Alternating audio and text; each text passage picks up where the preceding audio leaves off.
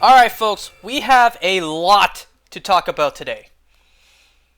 Because Hazbin Hotel episodes 7 and 8 are out. Season 1 is finished. I have watched them. And I have a lot of things to say about the finale. Or rather, the last 2 episodes of Season 1. But first, because it's been a few days since I last played this, Amiibo time. I also, something that I did literally like an hour just before doing this. I really should have done this earlier. So I went around and I already checked off all of the Bubble Frogs I have done up to this point. So now I know basically every cave that I have not gotten the Bubble Frog in yet. There's a couple of caves that I just flat out haven't been to yet. Amazingly enough, actually, there's one right nearby. There's the Kuko's Den that's like somewhere over here I've never been to yet. But we'll get to all of that in due time. First, we need to do...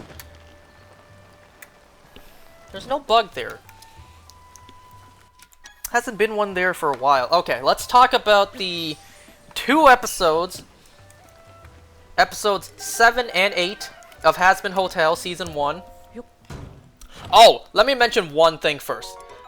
The last time I played, right after I ended, and I mean right after, immediately after I stopped, I opened my YouTube app on my phone, and BAM! I got spoiled or something. I'm not gonna say what the spoiler is just yet. I'll point it out as we get to it. But at that moment, I'm just like, God damn it! That's what I get, you know? Like, I kid you not. After I ended the last time I played this, immediately I got something spoiled. And it was something big that was spoiled too. And then, so what I did was I immediately just watched the 2 episodes. I was maybe gonna save it for the day after, but I already got something big spoiled, so I'm just like, ah, damn it. Well, to avoid getting anything else spoiled, let me just watch it right now. Alright, so let's talk about them. Let's talk about Hazbin Hotel, Season 1, Episodes 7 and 8. Obviously, let's start with Episode 7. So let's see. Episode 7. This one started off with, you know, Charlie heartbroken, learning that Vaggie is an angel. You know, there was actually some funny lines at the very beginning. It's like... I forget exactly what the line was said, but then Angel Dust is just like, your lack of something, I forget. Your lack of something, just like your lack of tits. It's like, yeah, where are your tits, says Nifty. I don't know, that was just a funny line. But we see Charlie in her room crying, sad. And then, who pays her a visit but Alistair? And Alistair is not wrong when he says, just because you see a smile on the surface, don't assume you know what's happening underneath. Because, what we find out about Alistair a little bit later. We didn't find out much, but it's still something. So, here's the crazy part, that I'm sure totally won't come back to bite Charlie in the ass. She actually makes a deal with Alistair. Now, we know how bad of an idea that is. She even refused to make a deal with her. What? Charlie even refused to make a deal with Alistair in the pilot, if you remember that. Well, now we know she actually officially made a deal with Alistair. And, once again, like, I'm sure that totally won't come back to bite her in the ass. Now, the way the deal was phrased, it makes me kind of worried for Charlie, because Alistair's deal is that I think that it was phrased like every now and then I'll ask you for a small favor. In exchange, I'll tell you what I know about the angels right now. So it doesn't sound like a one and done. The phrasing did not sound like, I'll tell you this right now for a favor, for one single favor in the future. No. It sounded more like the deal was, Alistair can ask Charlie for as many small favors as he likes. It sounds like that. Or at least the phrasing of the deal sounded like that to me. So it sounds like no matter what, moving forward, Charlie has to do small favors for Alastor whenever he asked for. Well, at least, well, I don't know. Is that better than Alastor owning her soul? We see how owning someone's soul affects Husk.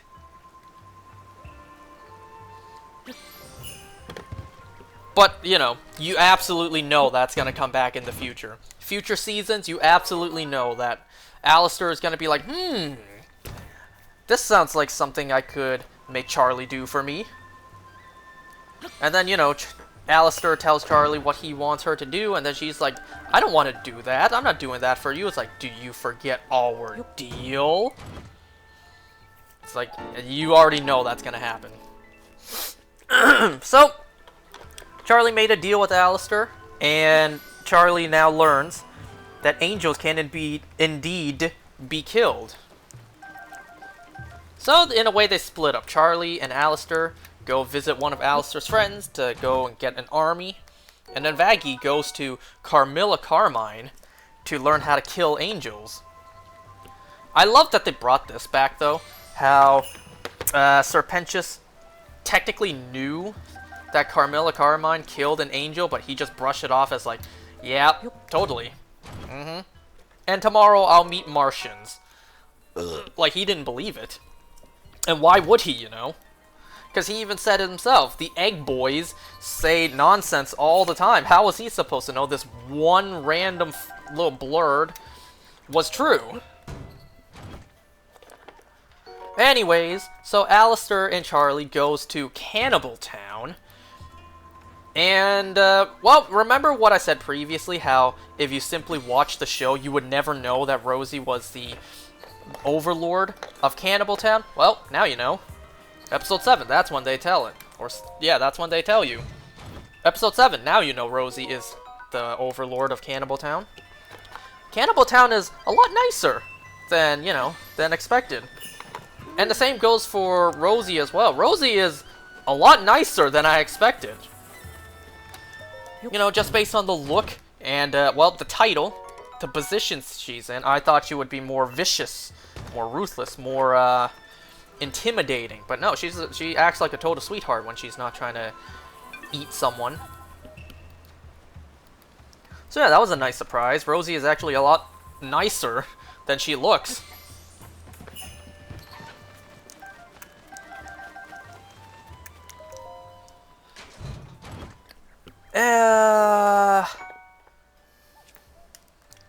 So Vaggie goes and sees Carmilla Carmine. And while Carmilla teaches Vaggie how to fight angels, she actually sings and dances while doing just that. And I love that too. Like, they kind of misguide you, making you think Carmilla doesn't or will not teach Vaggie, but then she actually does, in her own subtle way. She starts, you know, putting Vaggie in her place, kind of beating her down. It's like, this is how you defeat angels. Because angels, they fight with little armor, fight with the mindset that they cannot be hurt, so they don't have that much of a defense up. They don't have, you know, their guard is down because they don't expect anything. And I love the fact that Carmilla also mentions this to Vaggie. It's like, wait, you know I'm an angel? You have an X over your eye and you wield an angelic spear. Just telling all the fans who didn't put it together before the reveal, like, yeah, all the puzzle pieces, all the hints were right in front of you and you never figured it out. Like me. I never figured it out. You know, that's not necessarily a bad thing. You at least got to be surprised. Okay, let's see. A Gloom Sword. I don't really have anything to... Well, I suppose I could do it to this.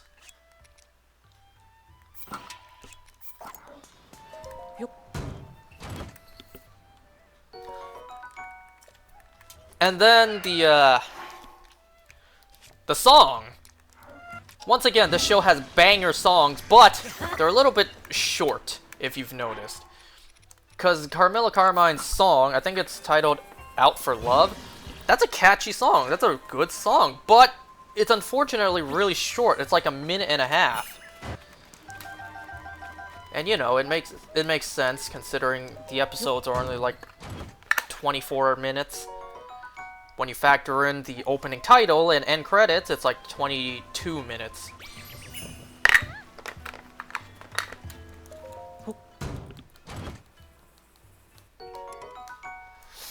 And is it just me, or is Carmilla Carmine kind of bad with all her hair down?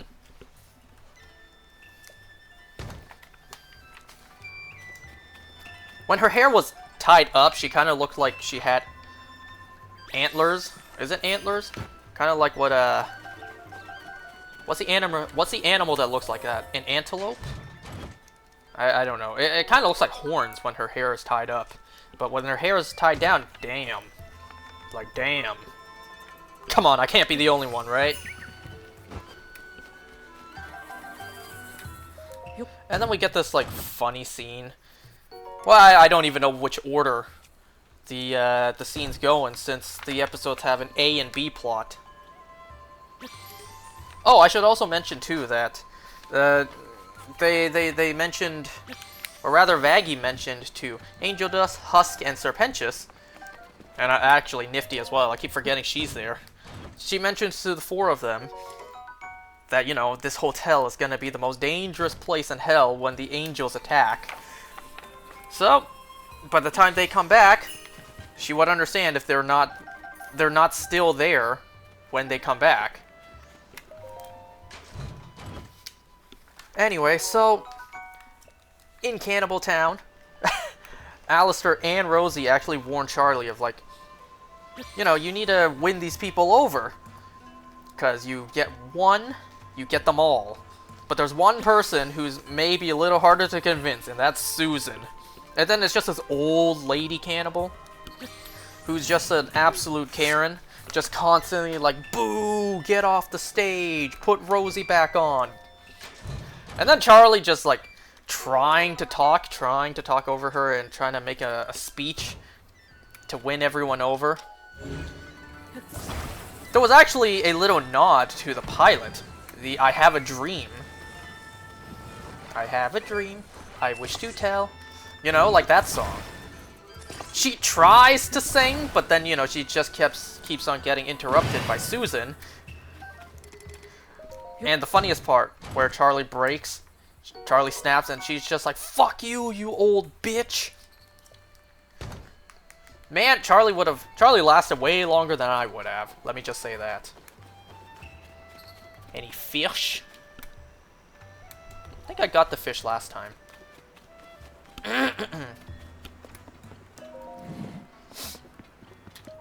Hi. Oh. Alright, shell some armors.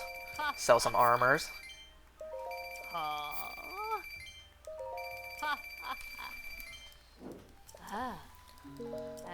Alright, let me look up where our first destination is. Because for Zelda maps, I also made an account. So now, my completion won't be completely, like, deleted every time I have to reload it on Chrome, on my phone. Why I didn't sign in before doing this? Don't ask me. Because I don't even know the answer. Okay, let me just log in real quick.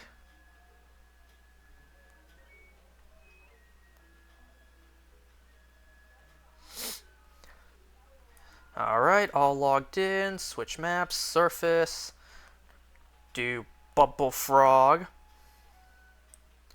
Alright, so I have all of them checked off. Well, the ones I have. Oh, before we get started, let me just show you something real quick.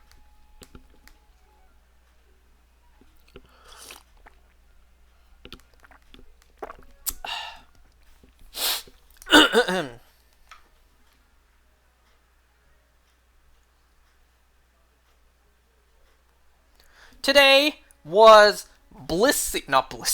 Today was Chansey Community Day, and I got 16 shinies.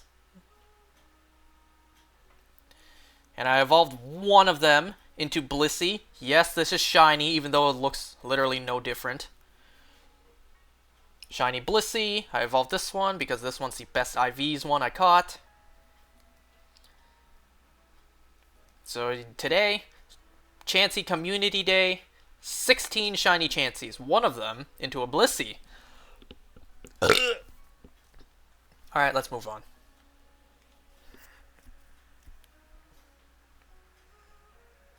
Are you serious? It closed. Me opening that closed the website. So now I gotta... oh man, I gotta log back in again? Maybe I shouldn't be opening this on incognito. Maybe I should be doing this on regular, so that even when I do log in, it doesn't close again.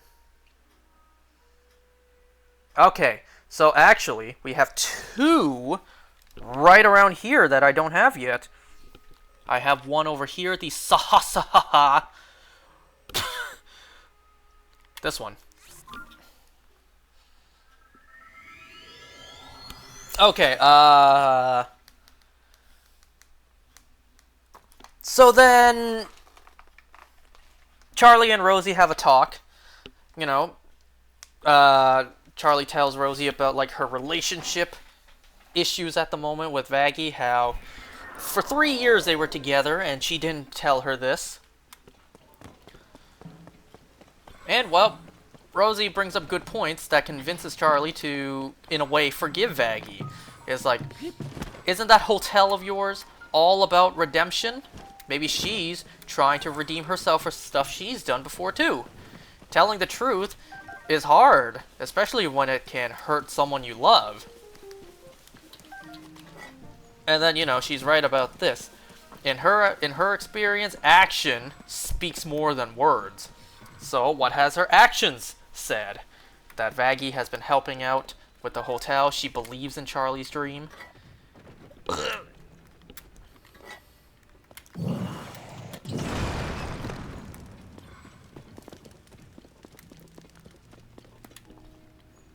Damn, I left this place so uncleaned up.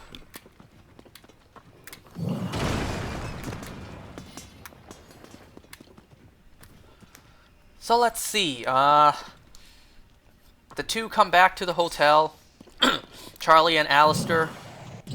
Oh, also, before that, when Charlie was singing to the cannibals to win them over, I like that, I like the nice little touch that Alistair actually gave her his microphone to use. That was nice, that was a sweet moment. That was nice of Alistair to do. But after she sings and wins over the cannibals, they both go back to the hotel. I hear that bubble frog. It's not another case of me not looking up, huh? What is that? No, that's the spot I'm supposed to ascend to get into the tower. Move this, very girthy, cock-shaped boulder that was positioned just now. How did I miss you? I can't even lock on.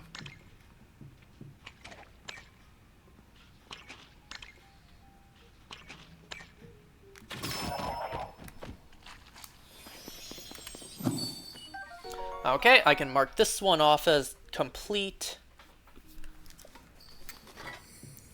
And look at all the goodies we have in here.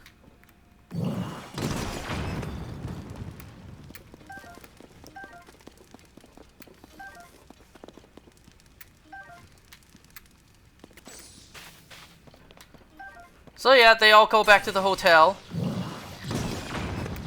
Charlie basically forgives Vaggie. And then, who do we see still at the hotel when they return? We see Angel Dust, Husk, Serpentius, and Nifty actually fortifying the hotel. If I was them, I would have stayed. I would have stayed and prepared to fight, I mean, I'm already dead anyways, In the context of the show, I'm already dead anyways. Like, at that point, I'm not about to abandon my friends, I'm staying back and fighting. And at this point, it's still a month away from the extermination. The show has a lot of time jumps. Can I get Yunobo to clean the rest of this up? No? Fine. Really? See, Yunobo, look what happens when you don't show up. Oh my god, Yunobo, you absolute jackass!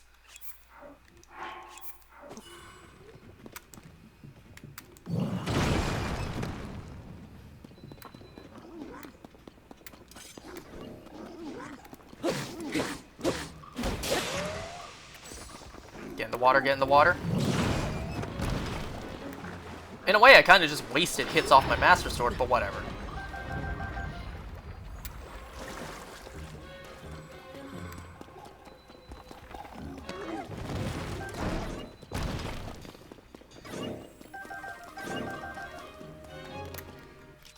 Try that again. Or that works.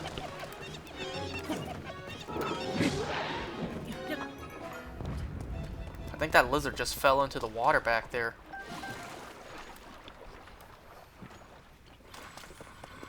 So, then, you know, Episode 8, the Season 1 finale.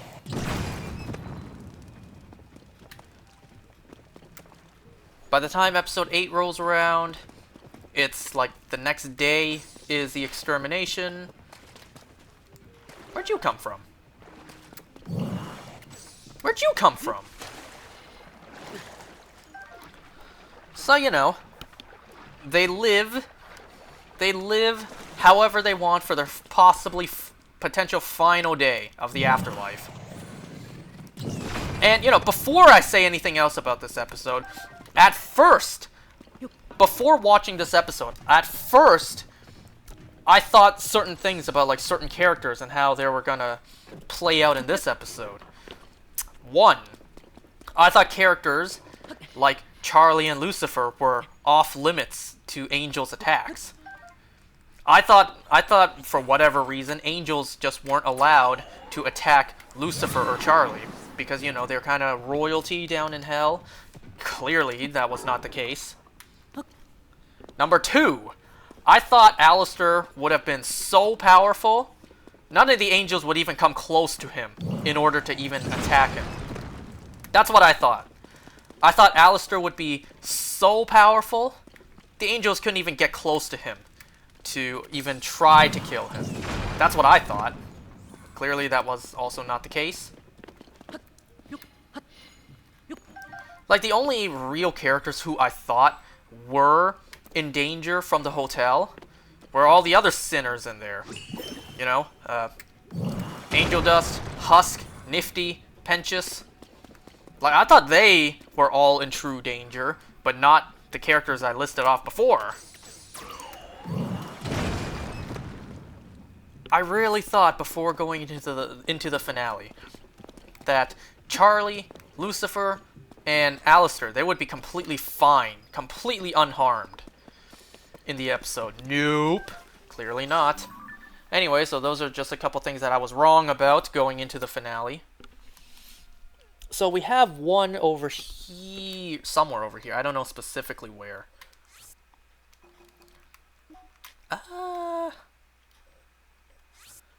Well, I'm sure I'll find it at some point. So, like I said, the episode begins. They're living their final night of the afterlife however they want.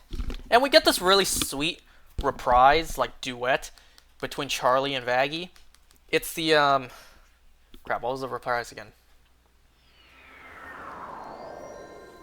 It's like, the More Than Anything. That's it. It was a reprise of the More Than Anything song. This show loves its reprises. I mean, hey, I'm not complaining. They sound great. So we get this very sweet little duet between Charlie and Vaggie. And then, finally, in the show, we see them kiss. You know, we've seen them... They've been established to be a couple ever since the very beginning, and we've never actually seen them do couple things, like, ever. So to see them finally kiss, it was, you know, very sweet. Very nice to see. Alright. So, after that, it's battle day. It's extermination day. All our characters are ready to defend the hotel and fight back. Oh, here it is. Literally just a hole in the wall. Discovery. Kuko Hideaway.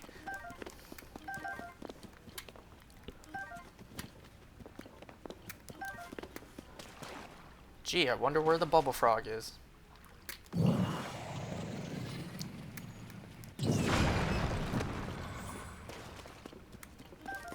Seriously, I couldn't destroy everything at once there?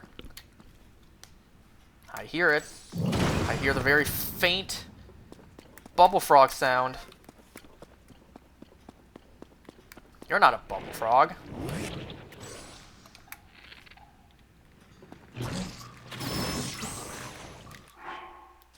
Oh, right, my Master Sword is down.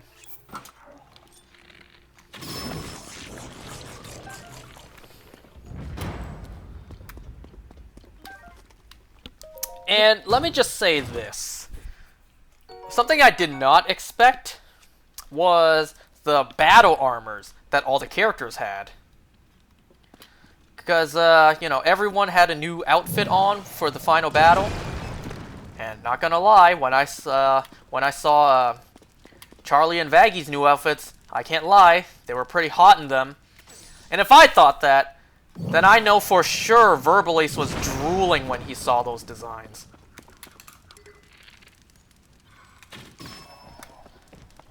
You know, actually, before the fight even happened, you know, the night before when they were all enjoying their potential final nights, man, Penchus tries to flex his Riz again, but once again, he kind of just pussies out. I mean, hey, I get it, you know? Confessing is hard to do. But there's no better time, man. Come on. It's like you're potentially going to die tomorrow. Now is the time to confess. Like, come on, man.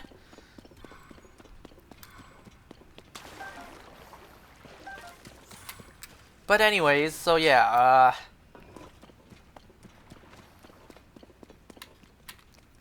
Ooh. Thank you for not running away. I kind of didn't expect that to hurt me. Clearly, I forgot what I was even using.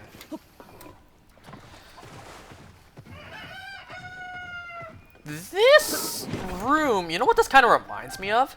It reminds me of, in Ocarina of Time, when,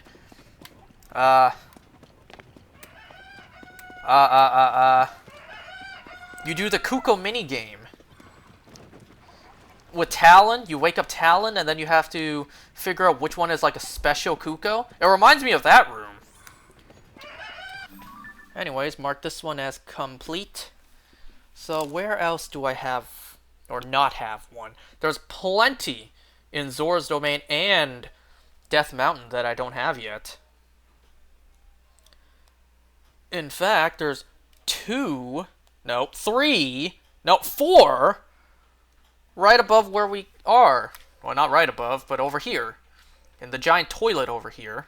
See, look, I don't have these ones right here.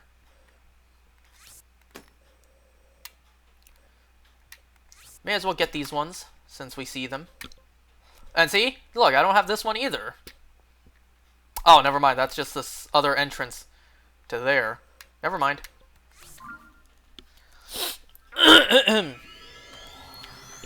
So, the angels, they attack.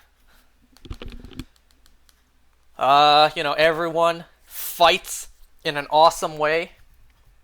And when I saw this matchup, I was so excited. We see Alistair versus Adam. I was so excited to see this. Because in my mind, I was thinking, yo, Adam has no chance. You know how powerful Alistair is? Adam has no chance against Alistair. My, how wrong I was. You know, Vox and the other Vs were also watching them fight. And, you know, we get commentary from Vox. He's like, yeah, fuck you, Alistair.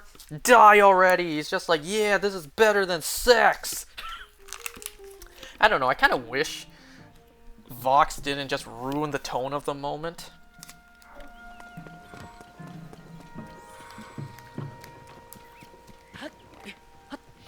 So yeah, we see Alistair versus Adam, and let me just say, thank God Alistair is not Adam. Oh my fucking God. For those who don't know what I mean by that, if you didn't hear well, not my theory, my friend's theory from a couple parts ago, my friend had a theory that Alistair is Adam, because Adam wears a mask. My friend had a theory that underneath the mask, underneath Adam's mask, was Alistair. Why such an outlandish theory? Well, they both had the same smile. Adam never took off his mask. We didn't know what his face was like before. And Alistair was gone for a long time. What if he was just wearing a mask and just up in heaven? How he got there? Unclear. It was just a theory that, thank God, was not true. Because, oh, I did not want that to be true. I did not want Adam to take off his mask, and it was Alistair's face. I so didn't want that. And thank God, that's not what we got. Okay, so we go to the red one first. So we actually see these two, like, egomaniacs. We see how confident both of them are in their strength. Well, Adam is, like, a no-brainer, you know. He's all ego. So we actually see Alistair almost get the upper hand against Adam. But surprisingly enough, to me at least, Adam was actually able to beat Alistair. I'm just like, oh shit. If Adam can beat Alistair, that just shows how powerful he is.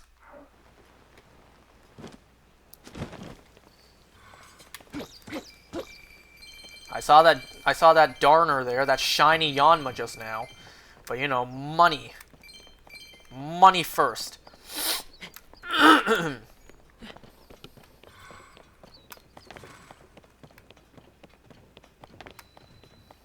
Oh, this is that moist cave.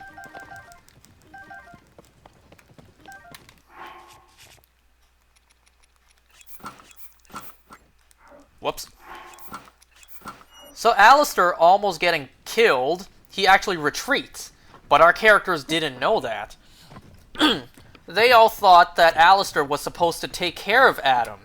Because, you know, Alistair is very powerful. He can probably handle Adam. But then we see Adam survive and still fighting, still attacking. Charlie concludes, like, oh no, Alistair was supposed to take care of Adam. Doesn't that mean that Alistair, you know, they kind of assume that Alistair was killed. But, you know, they don't exactly have time to think about it, since they're still in a freaking war.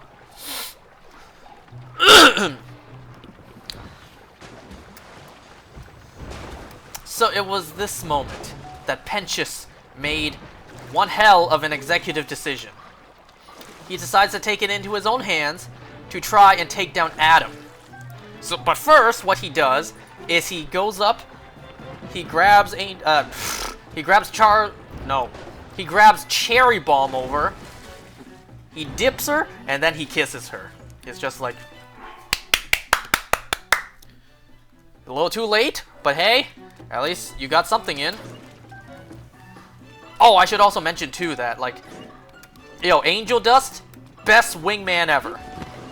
Because the night before, he was just trying to be like, you know, you could totally hit that. She's just like, ew, no. And then, you know, Angel Dust being like, really? Because I hear he has 2 dicks. And that's all it took. That's all it took for her to be like, really? No, I shouldn't do that one.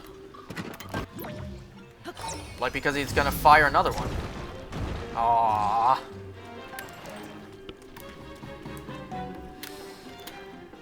And then after Pentious kisses Cherry Bomb, she's just like, that was kind of hot. So, you know, Cherry Bomb was kind of feeling Pentious. Pentious gets into his airship that was literally just parked right outside the hotel. He and his egg boys flies over to Adam, and then Adam just vaporizes the whole thing. And Pentious is dead! That's what I got spoiled after I ended last time. Pentious dying is what I got spoiled. Last time, after I ended, I opened up my YouTube app. The thumbnail didn't spoil me. The thumbnail was Cherry Bomb. But my damn eyes just could not help but read the title. Pentious Death Scene. And I'm just like, fuck! Now I gotta watch the episodes, like, immediately.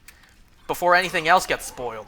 I had freaking Sir Pentious' death spoiled before I could even watch the episode. And man, because you know, man, I had my eyes watching Pentious the whole time. I'm like, ooh, I'm suspicious. I'm watching Pentious to see if there's any hints. And oh hell yeah, there were.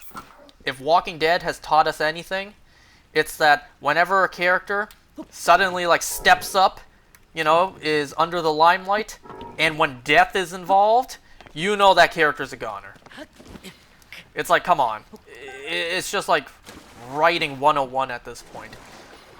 When death is at risk for characters, and then there's a character who just steps up and suddenly a big presence in the show for no reason, like suddenly, you know that character is a goner. You know, Pentious, I think, was the first one to change outfits into his, like, General Pentious outfit. Pentious was the one who took the initiative and decided to attack Adam on his own. All the hints were there. And, yeah, R.I.P. to Sir Pentious. It's like, damn. I really liked him, too. You know, he was a welcome addition. I didn't expect him to be a main character. I thought he would be a recurring villain every now and then. He would be this, like, nothing threat that would show up to the hotel every now and then and attack our characters and lose. I didn't expect him to join our main cast. Aww.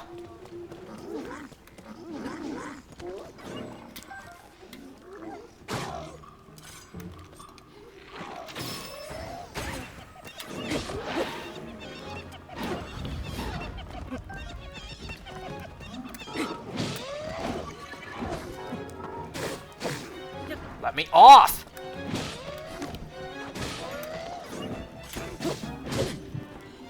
What? What even hit me there? Or what even knocked me back?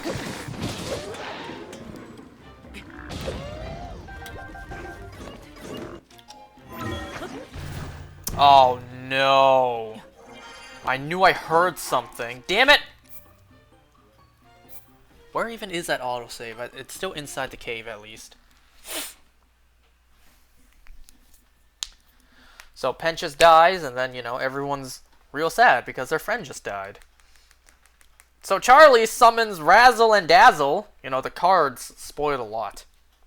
Razzle and Dazzle, they change form, and then Charlie and Vaggie, riding Razzle and Dazzle, charge straight towards Adam and Loot. So then we get this fight scene. Vaggie versus Loot, and Charlie versus Adam.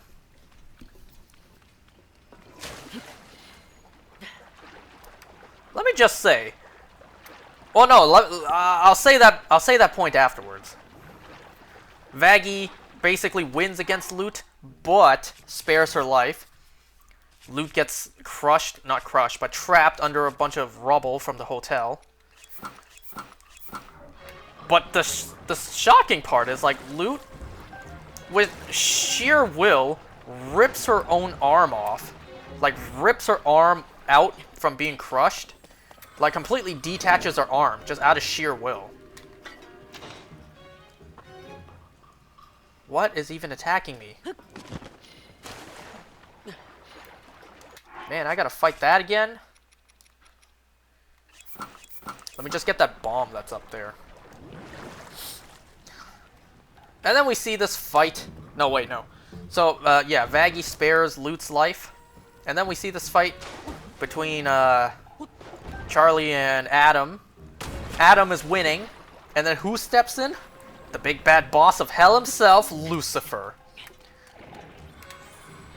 Lucifer just socks Adam right in the face, and that breaks off half his mask. So then we get this very teasing battle between Lucifer and Adam.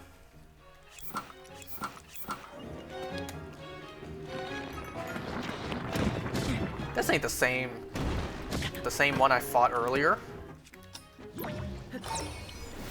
Because I already have the Zora bow.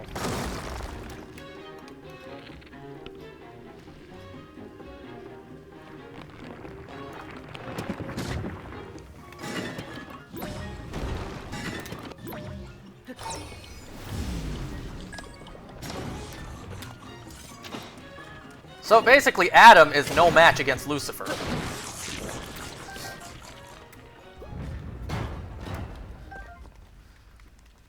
You know, Lucifer probably would get mad enough you attack him, but once you attack his daughter as well, ooh, you know you messed up when you attack Lucifer's daughter.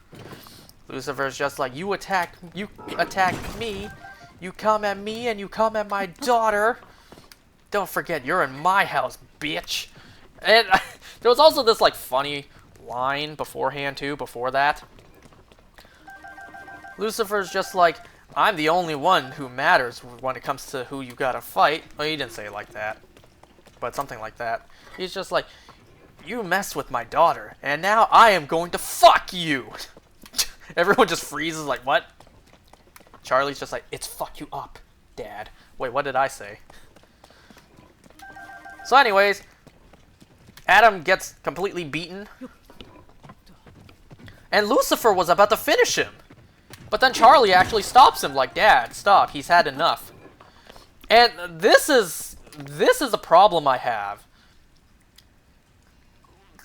Sinners in hell, well, not really sinners, but like characters in hell are just too easy, too willing to stop. Oh, I thought there was a guy here. It's a statue. Oh, I remember this place. I think the Bubble Frog is more deep in. You know, Vaggie spared Lut's life. Charlie stopped Lucifer, and thus sparing Adam's life. It's like, you're in hell! Your character's in hell, and you're sparing their lives? Listen, okay? Sometimes bad people, like me, we just can't be redeemed, you know? But, you know, sometimes, unlike me, the really bad ones, sometimes you just, you know, you just gotta beat the shit out of them. And in very, very rare cases, you know, sometimes in extremely rare cases, you know, unlike people like me, the really, really bad ones, you just gotta, you know, you just gotta beat them to death, you know? Now, I'm not saying, you know, I know that personally, I never killed anyone, yet. But, like, come on, you spare, out of everyone you could have spared their lives, you spare Adam and Lut's lives? Like, no! If I was down there, I would have beaten them to death. Like, these guys are assholes.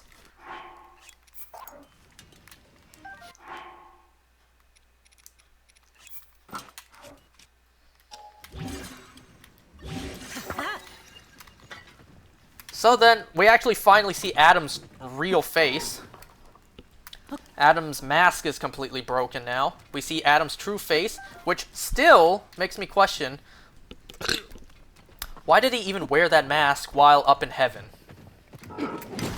These are supposed to be like the masks that the exorcists wear, you know, when killing sinners. So like, why would Adam just wear that down the street up in heaven?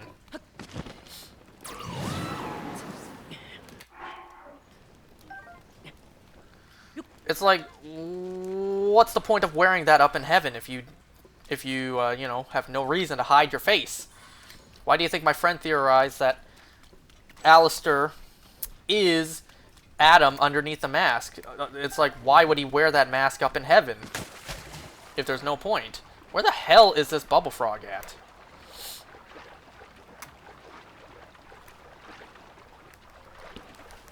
Man, I'm lost in this cave. I don't even know where I am anymore. Like, where were the Horriblins earlier?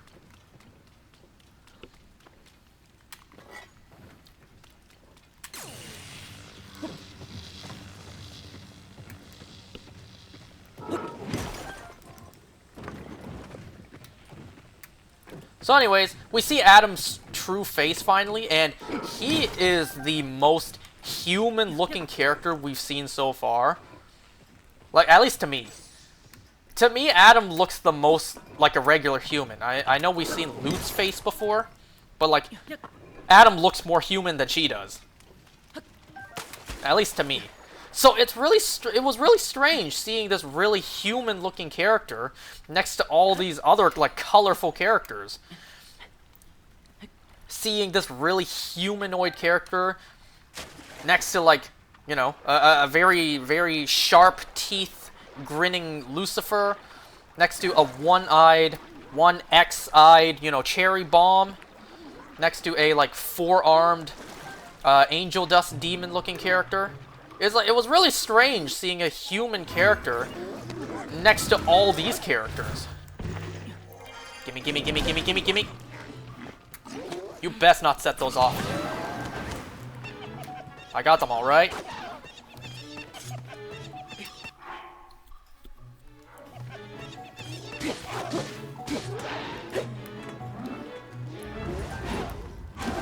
And then Adam, being like the ego maniac that he is, he just completely goes off like, no, you don't get to do mercy on me or whatever. I started everything on Earth. All of humanity came from these fucking nuts. You should all be worshipping me. Like, I can't stand people like that. So Adam goes like completely off about how awesome he is, how important he is. He deserves to be worshipped. God, I hate people like that.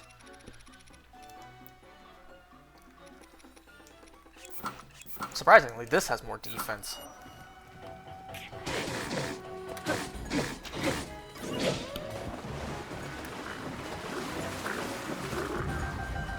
And then he gets basically sneak striked from behind.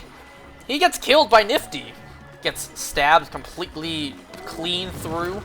Falls over, and then Nifty just keeps on stabbing. Keeps on stabbing. I'm just like, yes! Yes! Die! God, I hated you, Adam.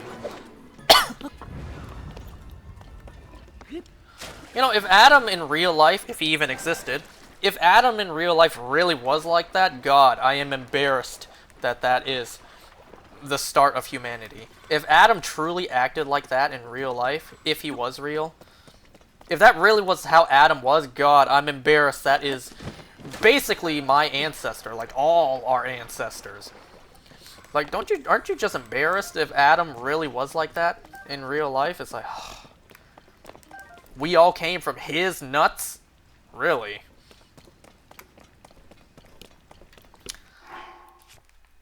Man, I love that scene. It is so satisfying. Nifty just constantly stabbing, just non-stop shanking him in the back.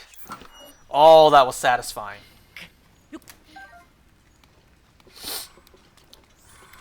And another thing, Lucifer just seems a little too nice. You know, I really wish they left out the please in this moment. He just basically demands straight to Lute's face, like, now take your friends and go home! Please. It's like, damn, I really wish he didn't say the please at the end. I get it, Lucifer's meant to be, like, a good, misunderstood guy, but, like, show a little bit of, like, authority, at least.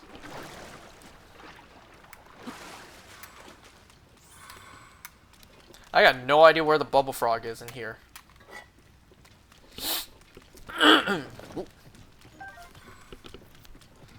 Oh yeah, I forgot to mention, Adam completely destroyed the hotel. Well, once again, the cards spoiled that. So, the angels have retreated, Adam is dead. Finally, yay. Now, this is one part in the show I really, really wished they explained better, or rather just explained at all. So, beforehand, I don't know how official this is. Like, I don't know how, official this is to the show. I basically saw a short explaining how death works in the show. Like, our characters, say someone is killed, someone who's already in hell is killed by another sinner resident down in hell. Well, from what I saw, they would just remanifest, regenerate. But that regeneration process is extremely painful. Every step of the way, and it takes a long time. I'm gonna look up where the stinking bubble frog is. I can't find it. So if you are a sinner and you get killed down in hell by another resident of hell, you still come back, but it's very painful, but you're still stuck in hell.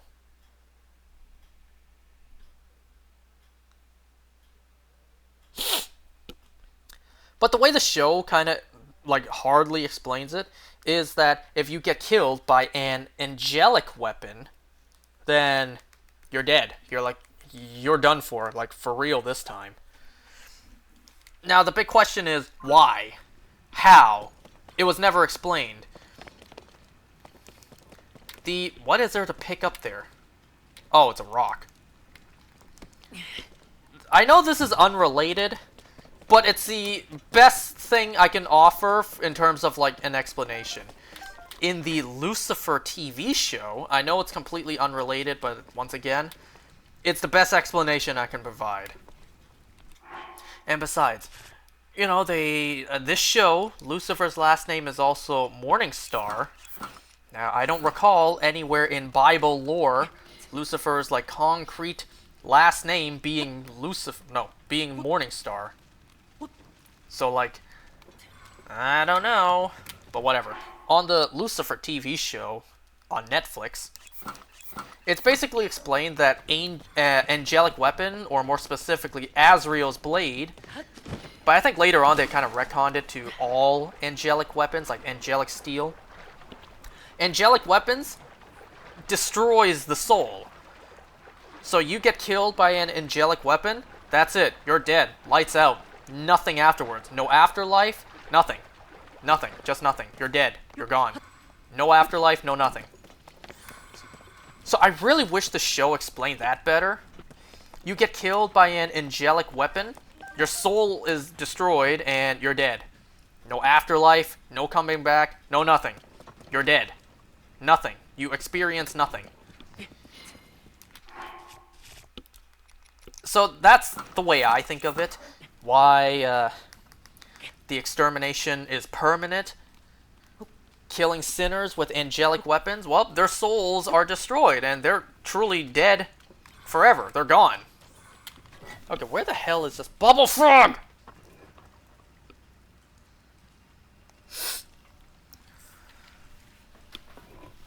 It's why, you have to specifically kill the angels with angelic weapons. Oh my god, it's in that room with the big statue. Where was that again?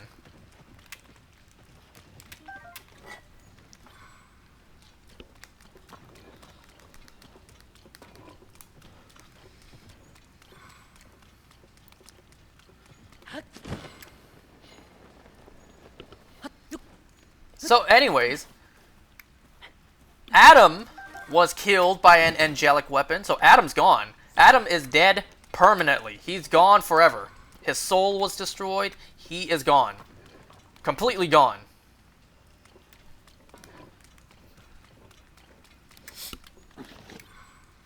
So the bubble frog is somewhere in here.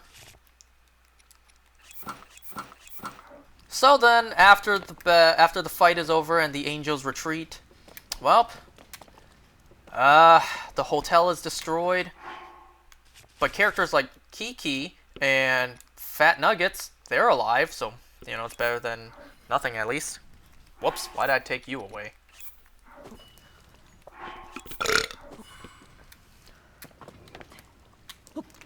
So then, the hotel is destroyed, and then Charlie begins the final song for Season 1 that is, like, grieving Penchus. But, okay, first of all, let me just say that, thankfully, they officially posted this song onto YouTube, so I'll link it down below, just in case people need to, like, know what I'm talking about here, because there's a lot to break down from this song. First of all, the song begins kind of just like grieving for Penchus, but then they kind of just brush over it. At least to me, that's what happened. They kind of just brush over the whole Penchus mourning part. It's like, I'm sorry I let you down, Penchus. Come on, cheer up! You have a lot of work to do. We gotta rebuild this hotel. There's lots more sinners to rehabilitate. It's like, you just brush over Penchus' death. And you don't even mention, like, maybe Alistair died too. You don't even mention that. We, the audience, saw Alistair escape. But the characters, they don't know what happened to Alistair. Not yet. So in a way, they kind of assume Alistair also died. Oh, I hear it. I hear the bubble frog.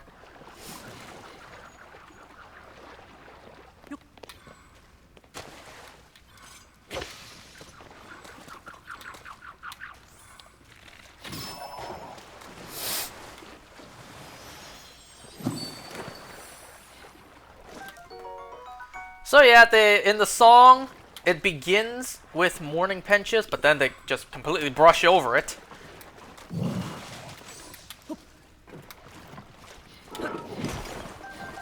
I really hope that in Season 2, Cherry Bomb is a bigger player. Like, she's going to be a main character in Season 2.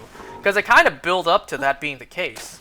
She was helping rebuild the hotel. And it even now seems like she's going to stay at the hotel. Okay, this one was... This one... Upland Zorana Summit Cave. Yep, completed. Okay, finally. Now we have that one to get to. But it's this part of the song that I really want to break down. The part where Alistair sings. First, I think, did we just learn Alistair's last name? Alistair Altruist? Is Alistair's last name Altruist? Because when I was watching with subtitles, Alistair Altruist was capitalized. I think Alistair's last name is Altruist. So he basically... Oop, big ball of spit just came out. Alistair Altruist.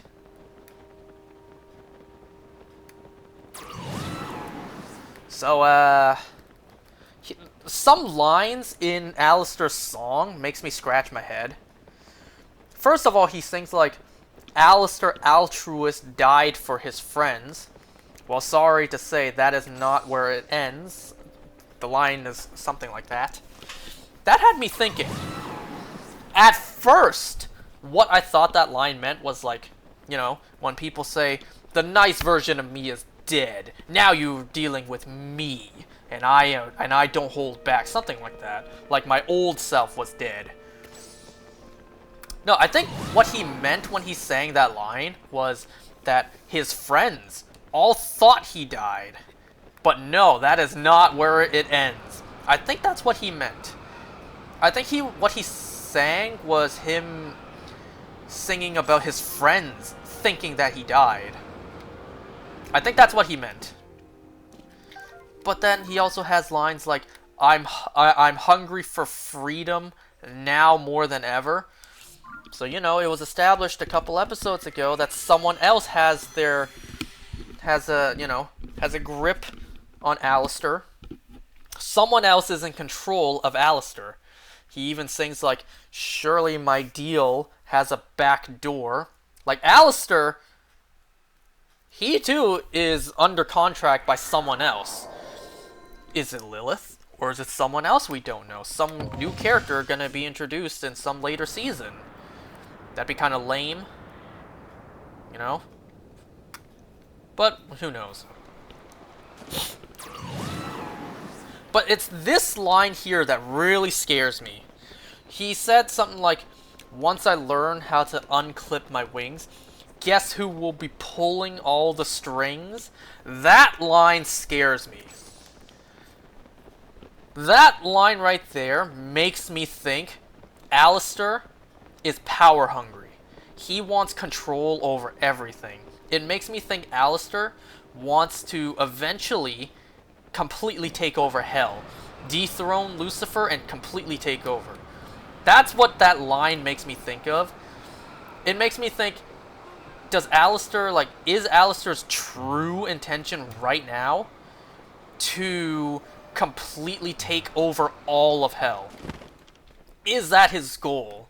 His complete end goal? And don't forget, he did make a deal with Charlie. What if Alistair asked for favors like, get me information on your father, Lucifer?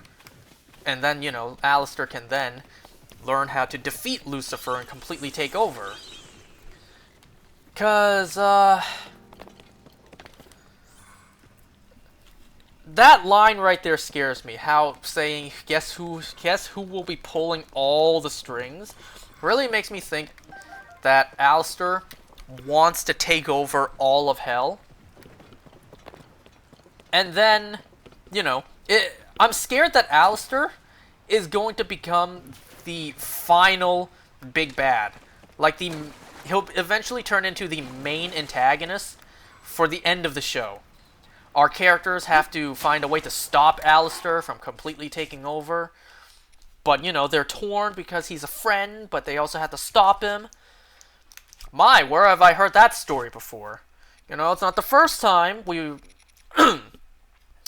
If this were to happen, it wouldn't be the first time that we've seen a protagonist character turn into an antagonist, and then our main characters, friends of the protagonist, now antagonists, have to stop him.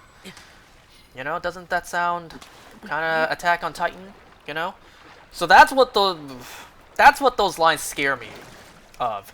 With whatever, those lines make me scared that Alistair wants to take over everything, and that he may become a big bad threat for our characters later on. That's what I'm afraid of. Because, you know, I like Alistair. I thought there was a hole in the wall there. And, you know, I don't want Alistair to fight all our main characters. I don't want him to, you know, become a villain in the show and then we have to vote for Alistair's downfall to be defeated.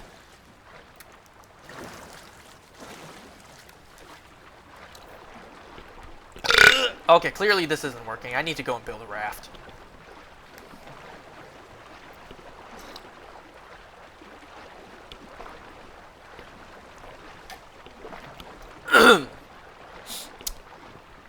So, they rebuilt the hotel rather fast, if I may add.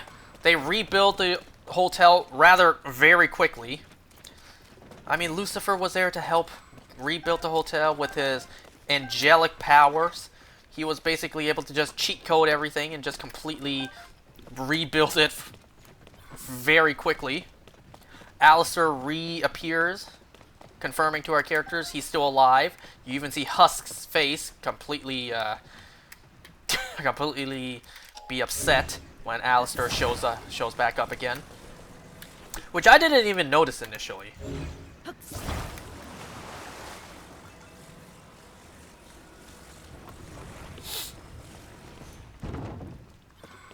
But then what do we see at the end? We see Serpentius in heaven. So I did not get that part spoiled. Serpentius actually made it to heaven. Serpentius is the first ever soul from hell to be redeemed and make his way up to heaven, proving Charlie was indeed right. Charlie is right that souls can indeed be redeemed and go to heaven. And then we see two faces that show off that reaction. We see Sarah's face, not Sarah's face. We see Emily's face completely with a big-ass grin and an enormous smile. And then we see Sarah's face like, oh shit. Like, oh no, Charlie's right. A sinner, rehabilitated, and is now in heaven. Oh no, it is possible. And you know, you have to think, like, Sarah, she's not wrong in the way she thinks. Wait, no, come back!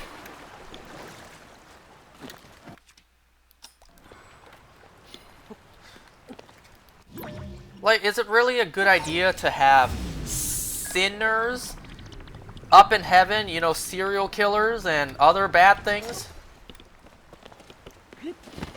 It's like, you can understand why people would be a little hesitant to welcome really bad people up into heaven, even after rehabilitated. So you can kind of understand like why it's a little why it's a pretty scary thing to think about to have happen.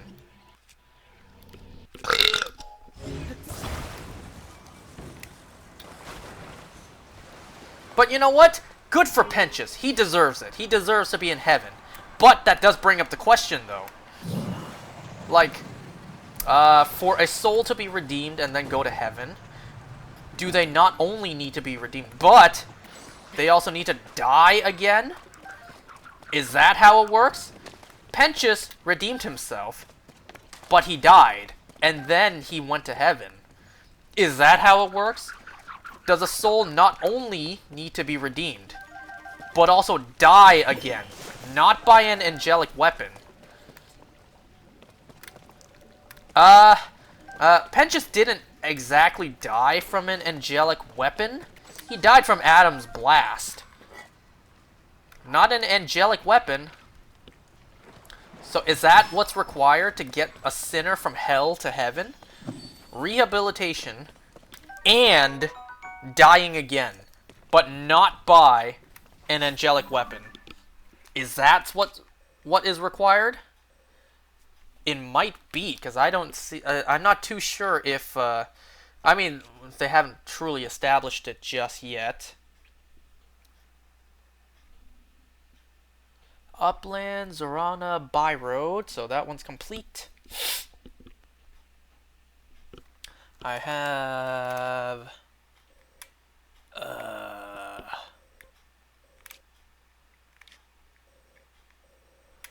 I may not even have this cave on the map yet.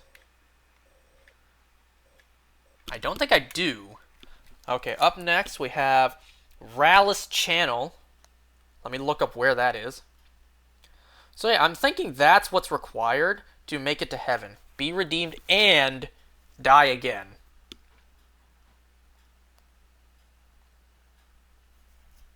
But they could change that later on, since they haven't truly established the rules yet. You know, we haven't necessarily seen a hell resident be completely redeemed and then just, you know, ascend upwards to heaven. We haven't seen that yet.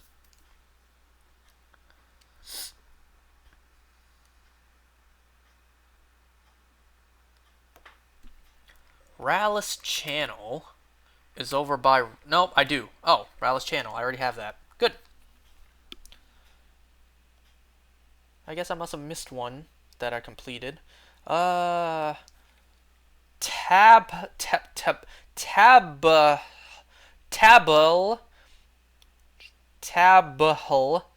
Woods Cave.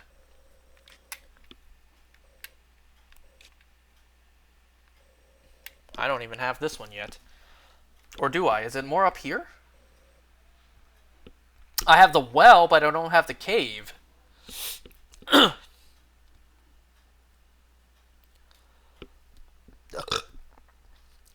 So, yes, Penchus may have made it to heaven, but, like, damn, he kind of missed out, too. Because he just confessed to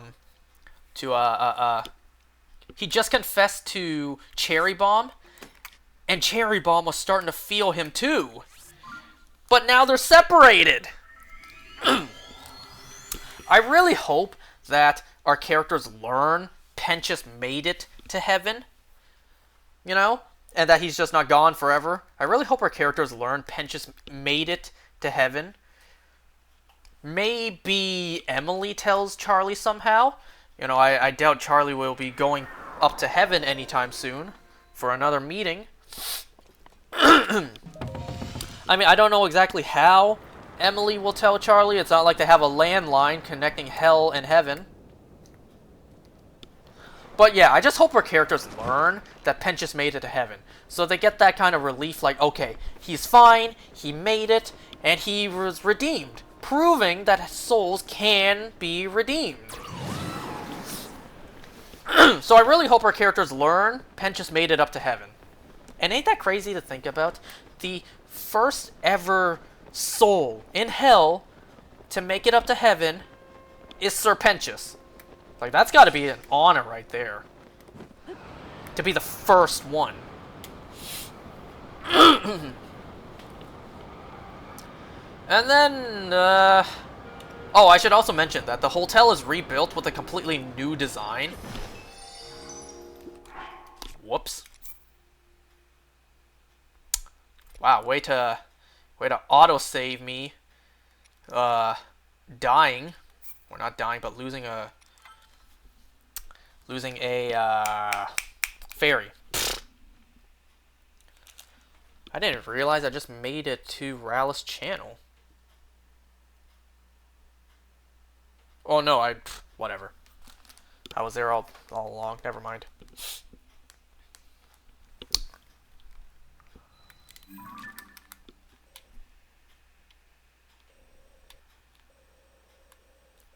Yep, Rallis channel, I have that. So let's head back down here. And this time not lose a fairy in the process. So we have kinda, not really a post-credit scene. It's kinda like a very ending scene. We see Lute confront Lilith in heaven. Lilith made some sort of deal with Adam, I think. And then,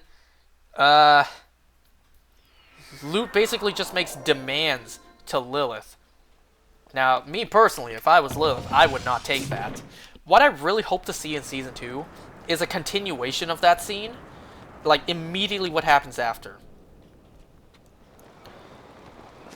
Because, you know, she's talking to Lilith, of all characters. She's making demands to Lilith right in her face. And she even called Lilith, the daughter, to her face, a bitch. So I really hope, start of Season 2, we get a continuation of that scene of Lilith putting Lute in her place, like completely humbling her. I hope Lilith just like grabs her by the neck and then does some sort of colorful threat. It's like, you know, grabs Lute by the neck. You ever speak to me like that again, or speak about my daughter like that again, and I will, some sort of colorful threat. Because damn, just like how Alistair was pretty ballsy to challenge Lucifer, Lute is pretty ballsy to get right up in Lilith's face and basically make demands, even calling Lilith's daughter a bitch. It's like, you are pretty ballsy to do that.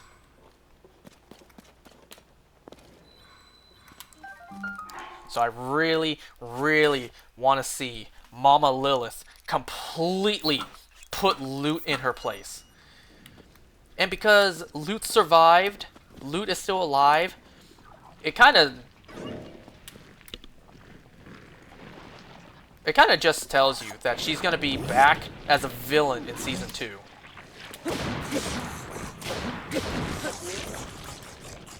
And I hope Lute dies in Season 2. But who knows, maybe Lilith is going to be the villain in Season 2. We don't know really anything about the character yet.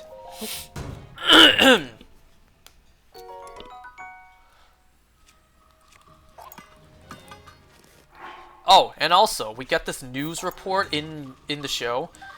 So we see Katie Killjoy and Tom Trench come back. Yo, they really had Brandon Rogers voice Katie Killjoy for two scenes. But the lines he said is like so short. They basically had Brandon Rogers there in the recording booth for like a day. Not even a day. Because his lines were... he had so little lines.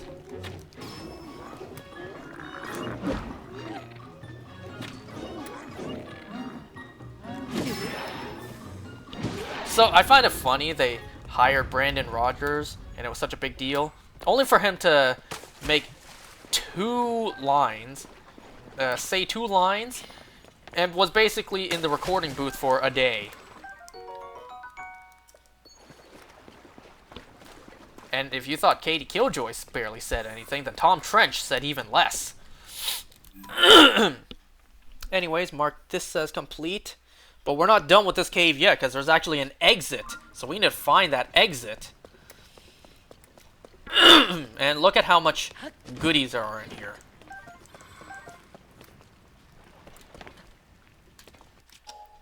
So, there you have it. Hazbin Hotel, Season 1.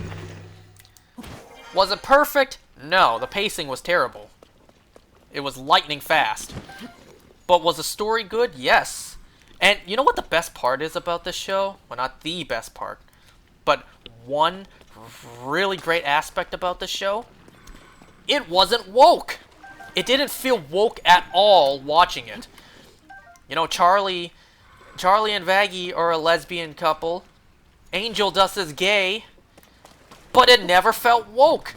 Not one time in the show did they shove down in our face, you know, women strong, men bad. It's like, they never did that in the show. And you want to know why? Because the writing was good. The storytelling was good. These were not strong gay characters.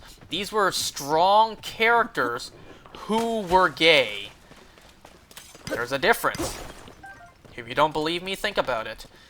Think about a strong female character versus a strong character who is female. You know, think about that. Damn, that's a good weapon for me to just completely pass up on. Oh, hello.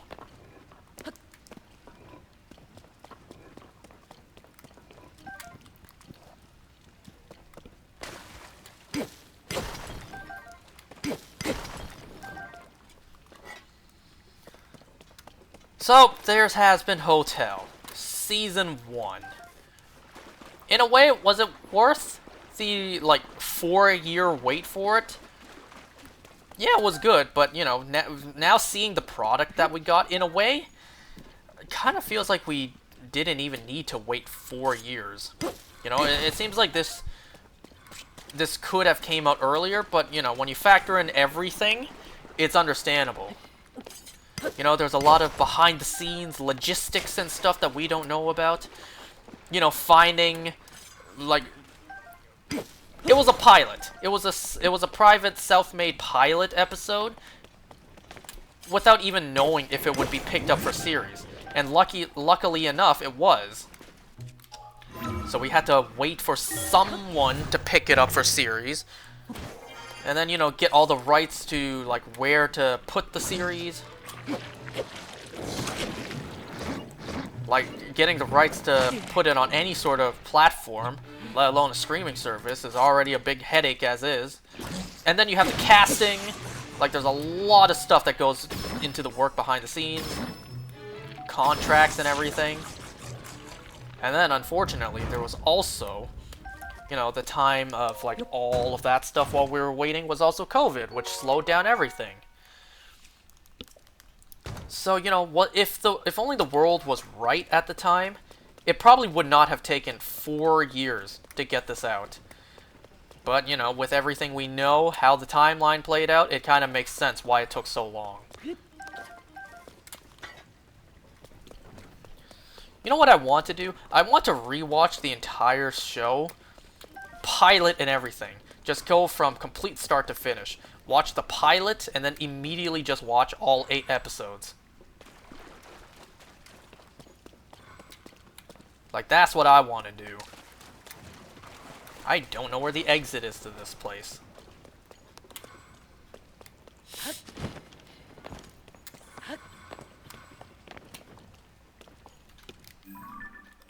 Oh, never mind. It's right there. Huh, it just shows up. Cool. I didn't know that. I thought I had to find the other exit.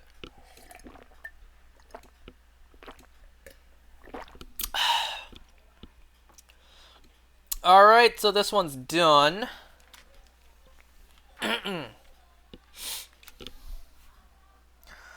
Oran Bridge Cave.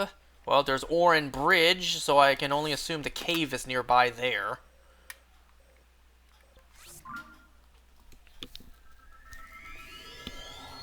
So, let me know down below, what did you guys think about Hazbin Hotel?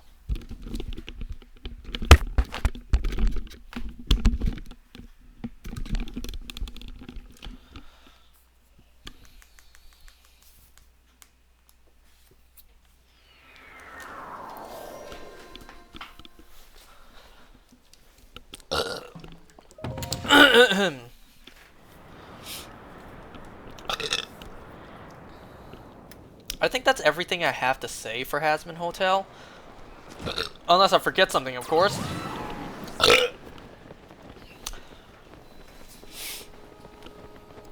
Alright, let me move on to something else I want to talk about. So, like 2 days ago, my friends and I, we went out to dinner. And then, after dinner, we just went to McDonald's to get a McRib. And then, to my surprise, I don't know why I didn't expect this, they planned to come to my place just to hang out, because my house is like the go-to place for the boys to come and chill at. I'm like, wait, you guys are coming over? I thought we were just having dinner. So, alright, guess you guys are coming over. So, after dinner, my friends came over, and then we just chilled at my place, and we watched a movie. The movie we watched was Knives Out, which, I never even heard of this film before.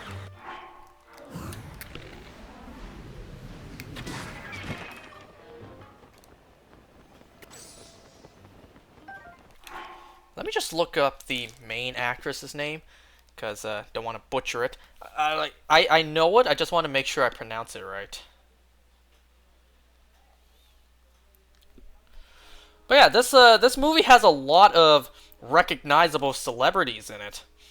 You know, it had Daniel Craig, Chris Evans, it had Michael Shannon, Catherine Langford, had Jamie Lee Curtis, Ana de Armas, that's her name. Yeah, it also obviously had Ana de Armas. And when the film started playing, Knives Out, when it first started playing, and Ana de Armas showed up, I'm just like, ah, now it makes sense. The true reason you wanted to watch this film. It's like, no, I didn't even know she was in it. Sure. Sure. Because, you know, ever since my friends watched Blade Runner, you know, Ryan Gosling, they're just like, Ryan Gosling, he's literally me. One of my friends was like, when Ana de Armas showed up, it's like, look, it's my girlfriend. It's like, at this point, whatever. So we watched Knives Out. It was a good film. I liked it.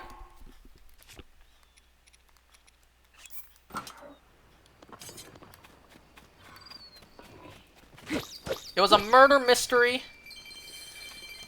Man, they really threw us for a loop. Because, you know, Chris Evans' character, Ransom, which, what a name, never heard that name before, Ransom. You know, Chris Evans, Captain America himself. He basically played like a very righteous character, kind of like Steve Rogers. Excuse me. But then later on in the film, it was revealed, like, he was the culprit. And I saw a short afterwards, or rather my friends sent a short over, that was like, did you notice this in Knives Out? If you pay attention, you can figure out who the killer is very quickly in the film. And it's actually, excuse me, and it's actually because of the phones the characters use. Because if you guys didn't know this is a true fact, by the way, Apple doesn't allow bad guys or villains to use their iPhone products in films and shows. I don't know about shows, I think so. But I know in films, they're not allowed to use that. So in movies, you'll never see a bad guy use an iPhone. So in the film, two characters do not use iPhones, they use Androids. That is Marta, the main character, and Ransom. So, and then you actually have a character using an iPhone. So if you know that, then you can decipher, like, who the villain is, who the killer culprit is. And it's obviously not our main character, so it has to be the only other person in the film with a phone that's an Android. I should have just let that bloopy lead me to where the cave entrance is.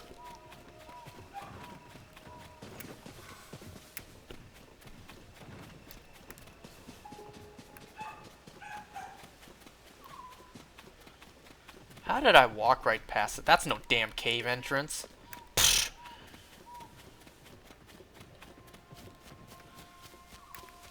I should have just let that bloopy lead me into the cave.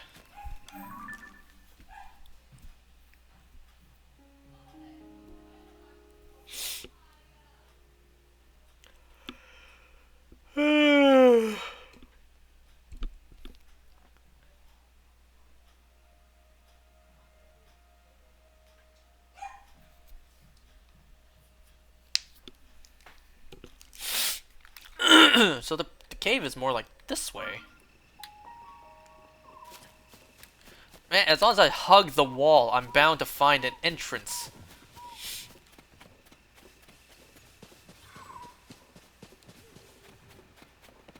Ah! I think Knives Out has a sequel. We'll probably watch that the next time we hang out.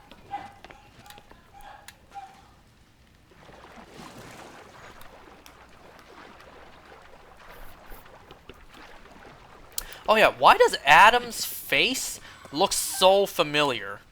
Is it just me, or does Adam's face look really familiar? Almost like I've seen that face design before. I don't know, it kind of looks like something I would see on like an Adult Swim show. But I can't place my finger on it. Adam's design looks so familiar. There is almost nothing to this cave. Oh, hi. Okay, clearly I need one of those wooden boards to ascend up there.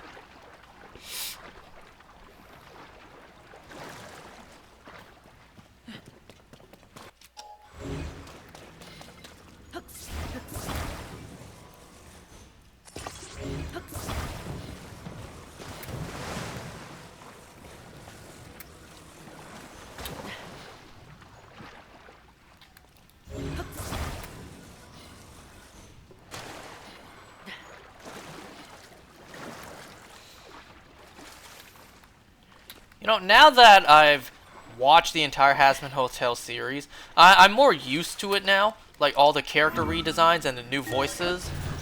I've grown to prefer Charlie's new design and voice.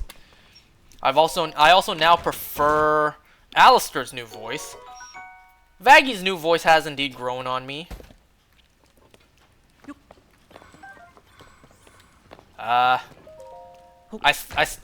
think I still prefer Katie Killjoy's old voice. For like the short couple moments we got her voices on both iterations.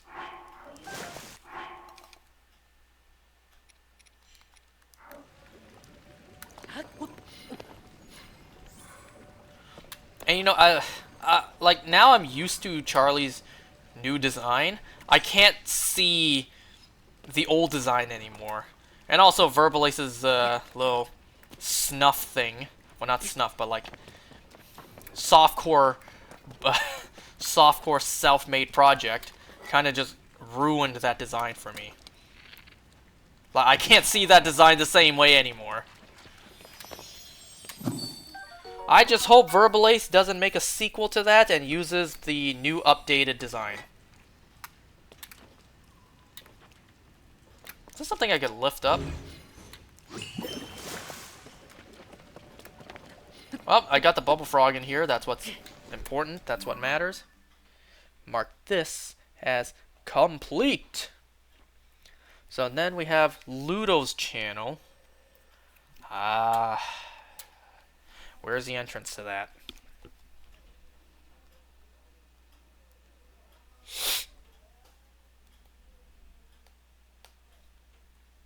Ludo's channel.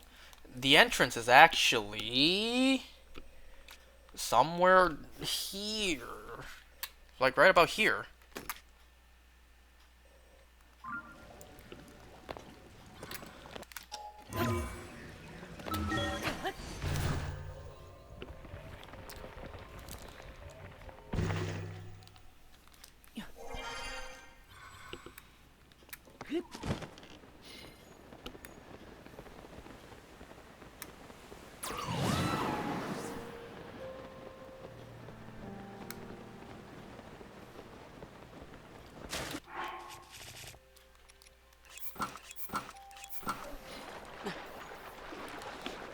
Alistair Altruist. And my voice did crack just now. Alistair Altruist.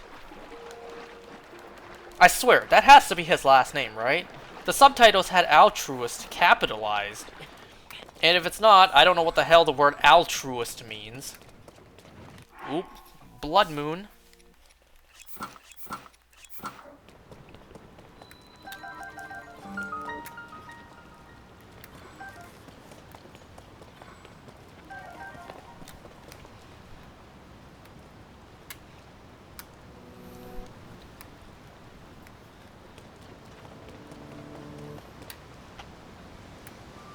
Man, I can't get a good look at this place with all this, like, gloom and malice popping up.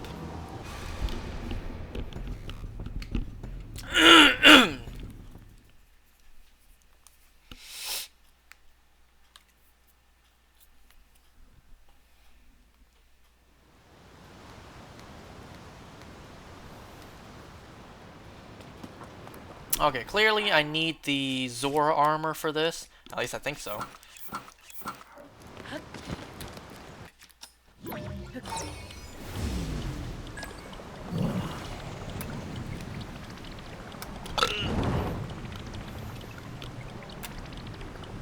Are you serious?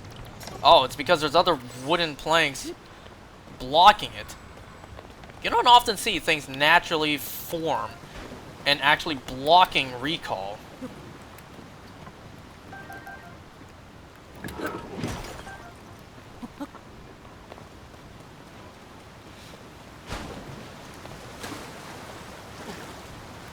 I can't swim fast enough to get close to the waterfall.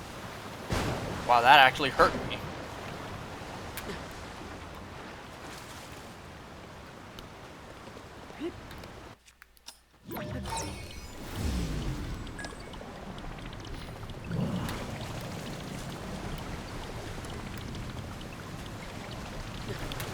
Oh. Am I not supposed to be here? There has to be a way to get in there, right? What if I climb on a wall? Okay, it doesn't seem like I'm supposed to be in there. You don't know, there's no point in me changing into my sticky armor.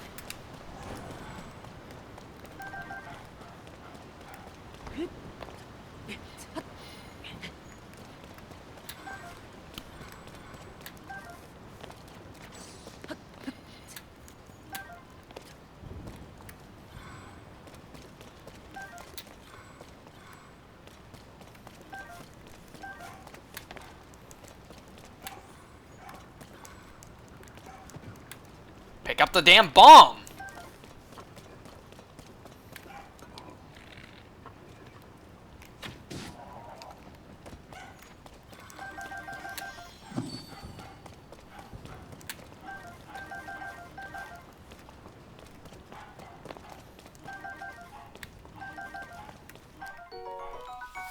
Alright, mark this one as complete.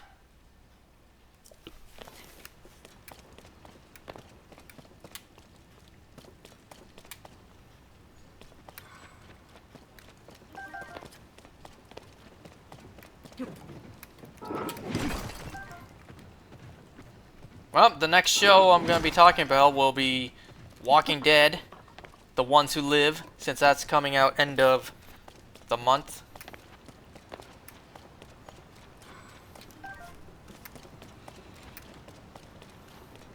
We still have a bit more of this cave to explore.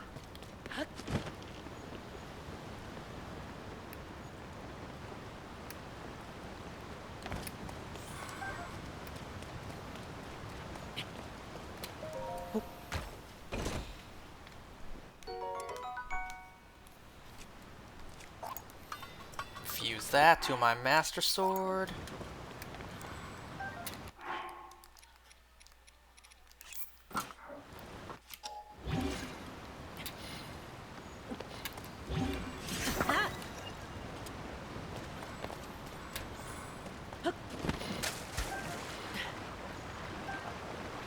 Come on, make it there, make it there, make it there, make it there. I can't make it there in time. I can. Yes, I can. Awesome.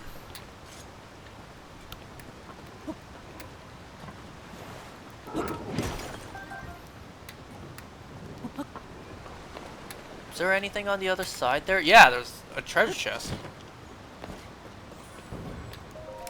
That blends in to the background quite well.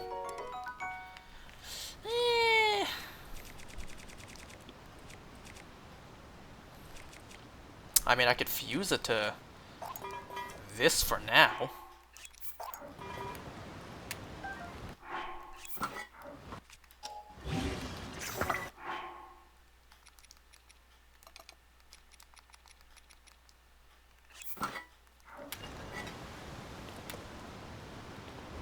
Don't think there's anything, like, up here to get. What is down?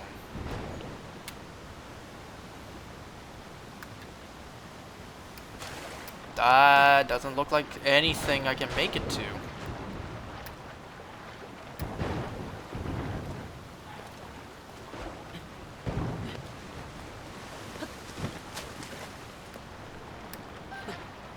Yeah, there's nothing else to explore here. Okay, Ludo's channel is done.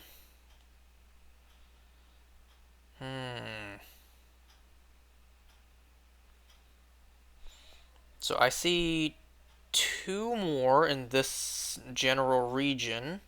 Ploymus Mountain Cave. I'm pretty sure I've been there, but I just don't have it yet.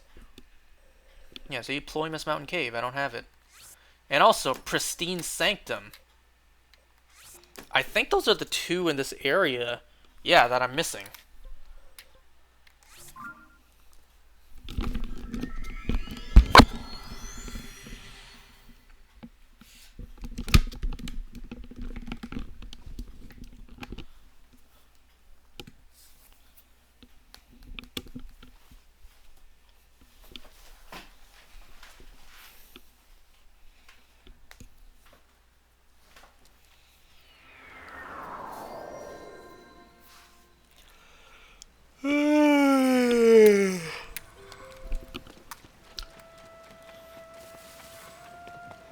I mean, this seems closer, so I may as well go here first.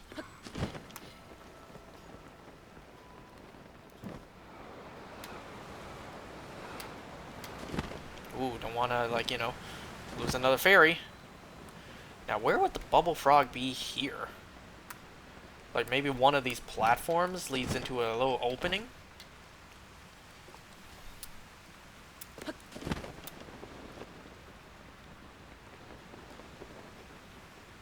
I hear it. Is it behind the waterfall?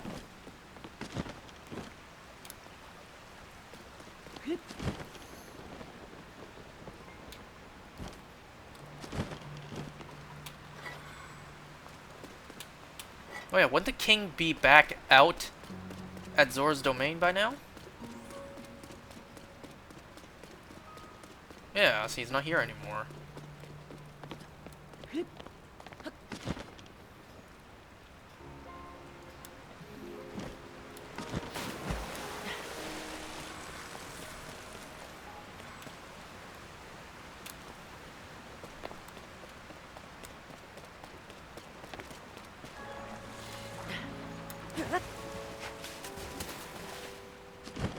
I hear it, but I don't know where it is.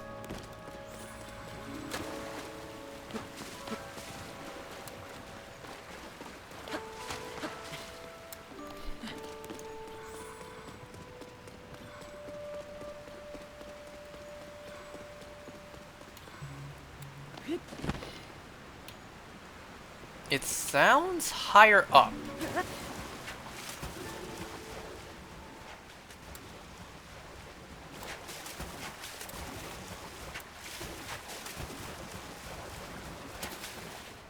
Not that high up.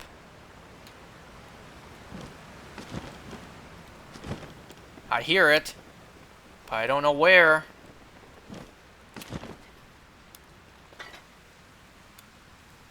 You know what? Why don't I just do this? Would it be under monsters or creatures? I mean, it doesn't really attack.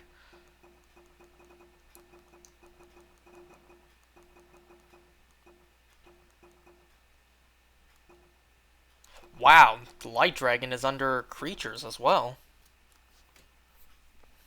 Well, not creatures, monsters.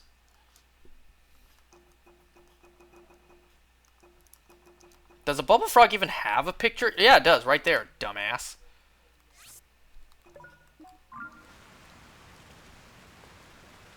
This way.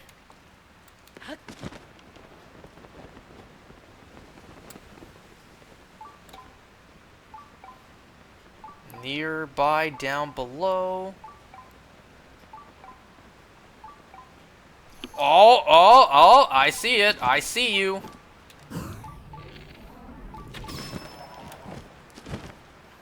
Hey, a chest as well.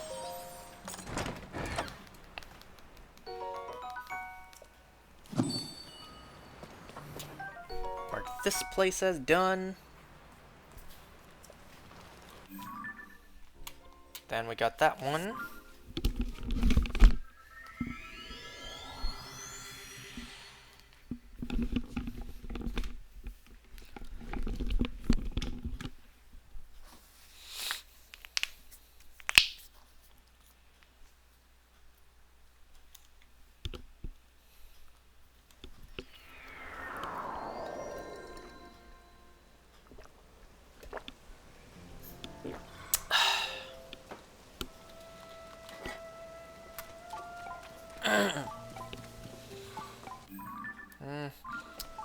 A part of me wants to turn that off now.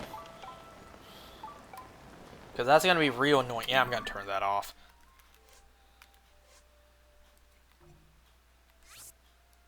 How do I turn off the sensor?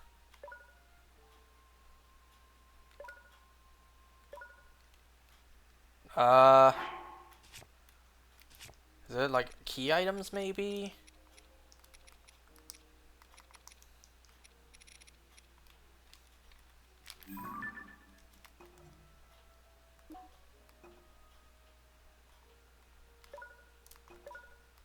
Can I not remove something as the target? Let me look this up real quick.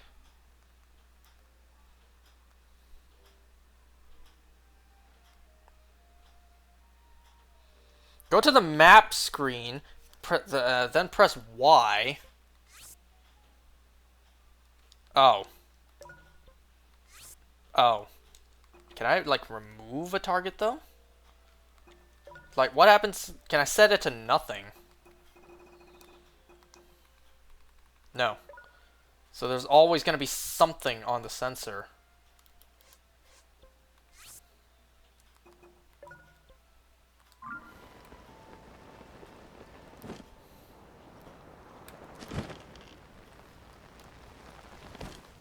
Is it more below?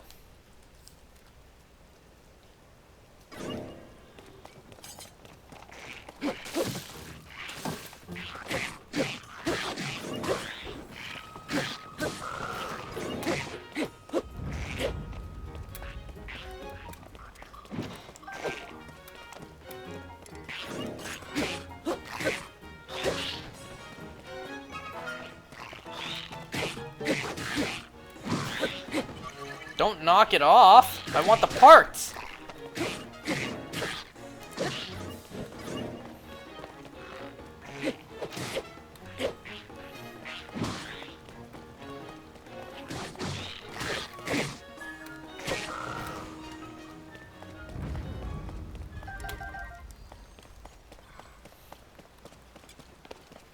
didn't I just see something sparkle over here?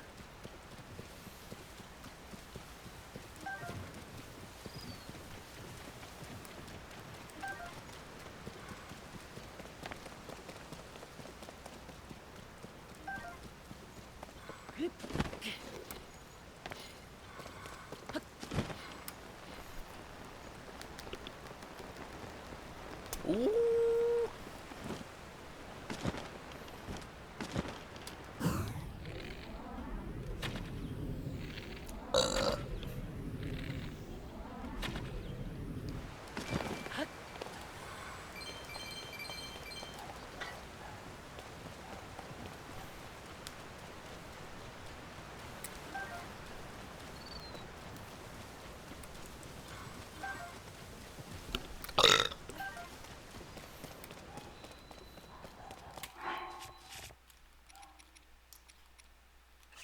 Not that.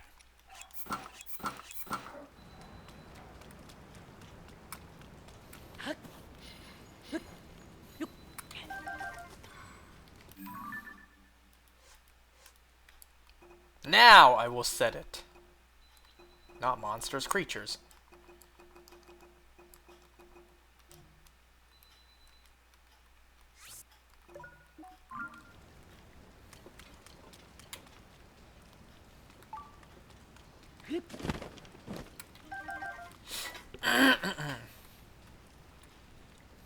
Well, let me go back and grab that luminous stone.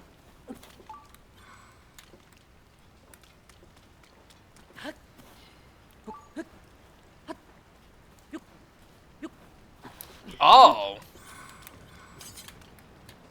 Whoops.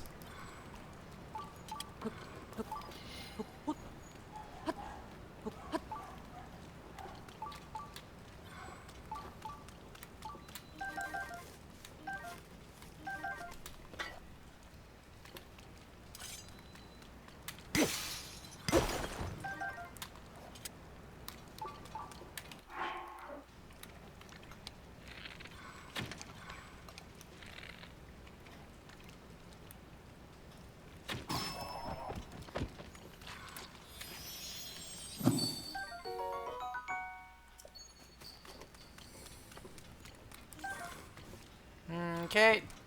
Don't think there's anything else here to get. Mark this one as done. Ploymus Mountain Cave. Alright, that should be all of them in the Zora region. Let's see. There's two little bit north of here. Matter of fact, it's where Tarrytown is at. There's one basically within Tarrytown. Link's house. Nice. But I gotta find where the entrance to this place is first.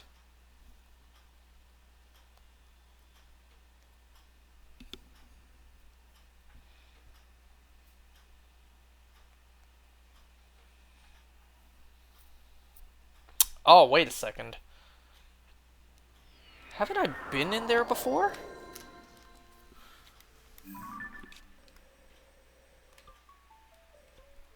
Maybe not, actually.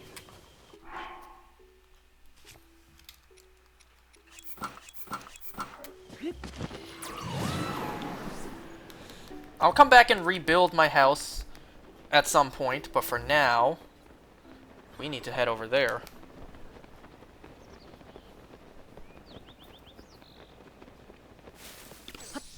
Whoops.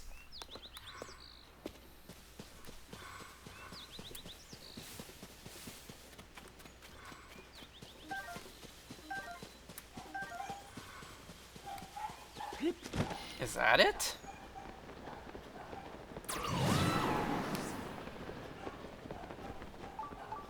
Yeah, that little space right there should be it, I think. That is not. There's a hole somewhere on this little rock formation. Oh, there.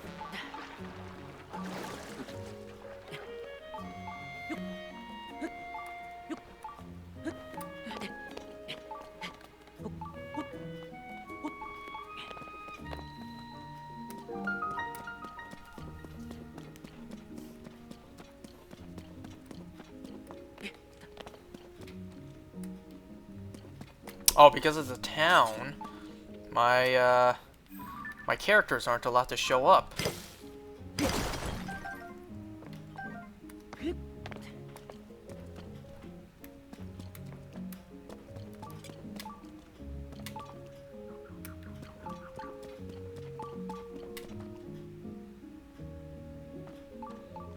I doubt I'm allowed to sneak strike this thing.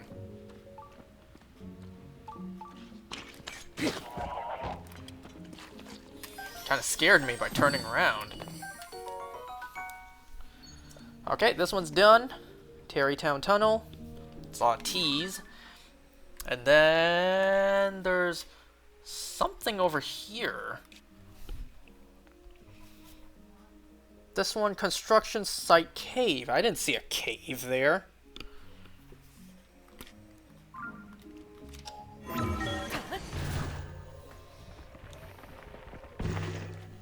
Hello. Don't mind me. Yeah, I'd be surprised too. I'd be shocked. I'd be immobilized with sheer, I don't know, unexpectedness. So there's a cave somewhere here. Is the well connected to the cave? Where's our cave over here?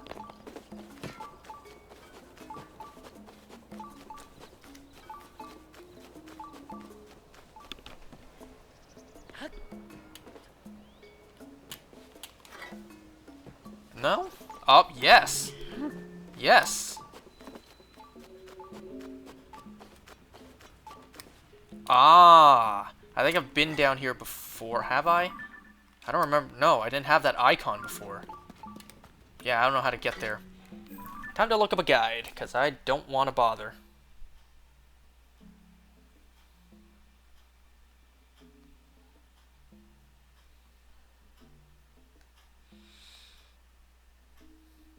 From the way I see it, this one's a rather long puzzle.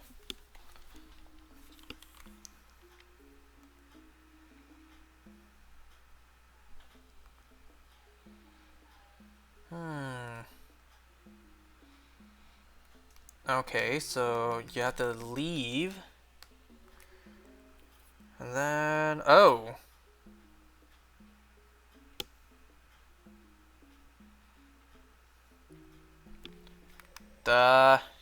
You have to go over here. There's another entrance.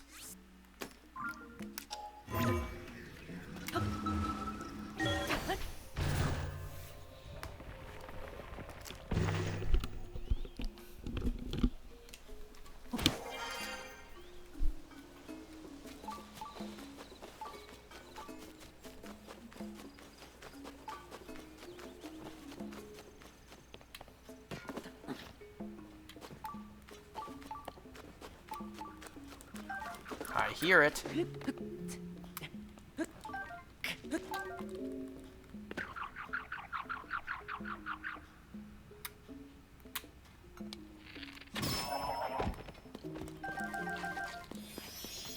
Then how do I get in there?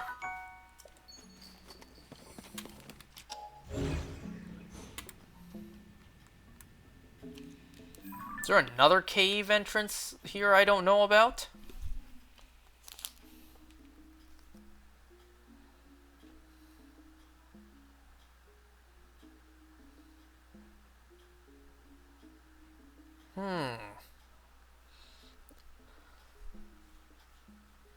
It looks like the well brings me there. It is. Yeah, the well brings me there.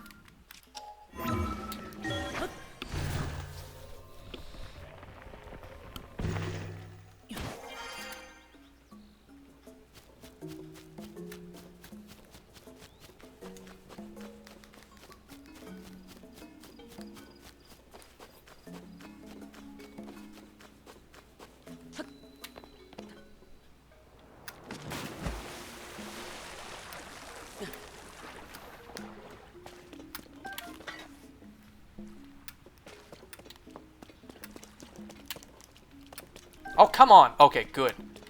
Good. I better have picked it up. Go there in just a moment.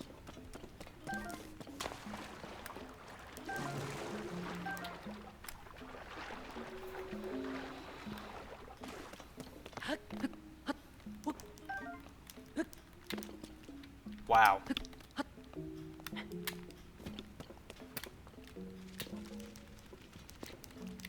Damn, I thought if I made noise, it would come to me.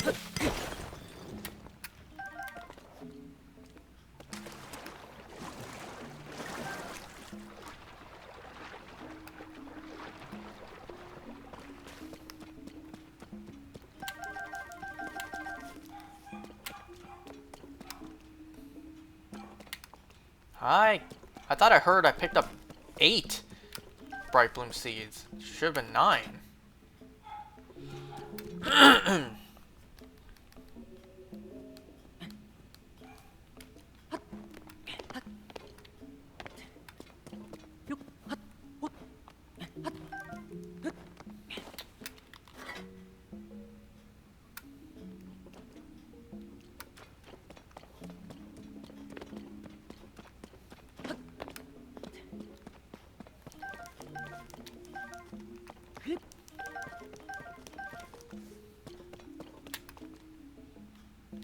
Okay. So let me mark this one as complete.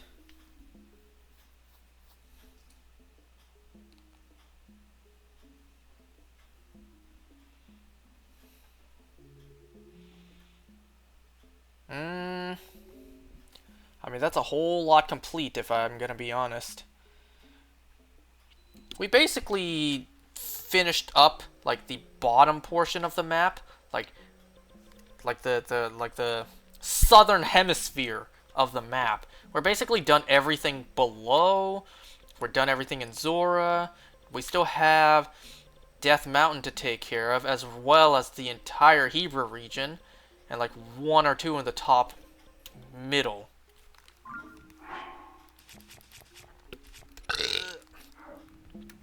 I think that's a good amount for today. What I'm gonna do, I'm gonna pee, and then I'm gonna come back and use my amiibo. So I'll be right back.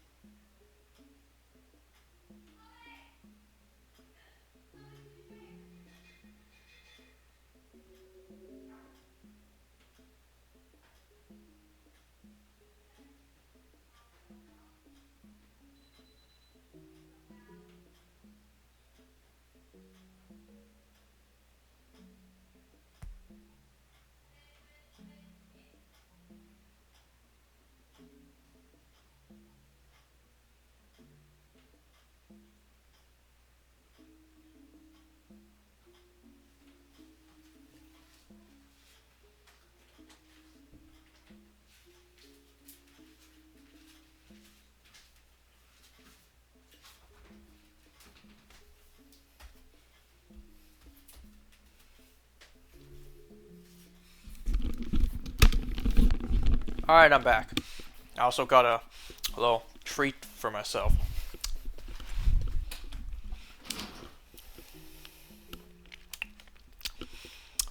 While I was also pissing, I remembered one more thing about Hazbin Hotel for me that I wanted to mention.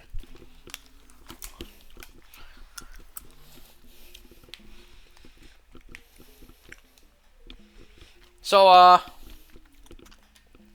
the whole reason for the extermination, aside from Hell's overpopulation, was to stop them from uprising. But wouldn't that cause more reason to uprise?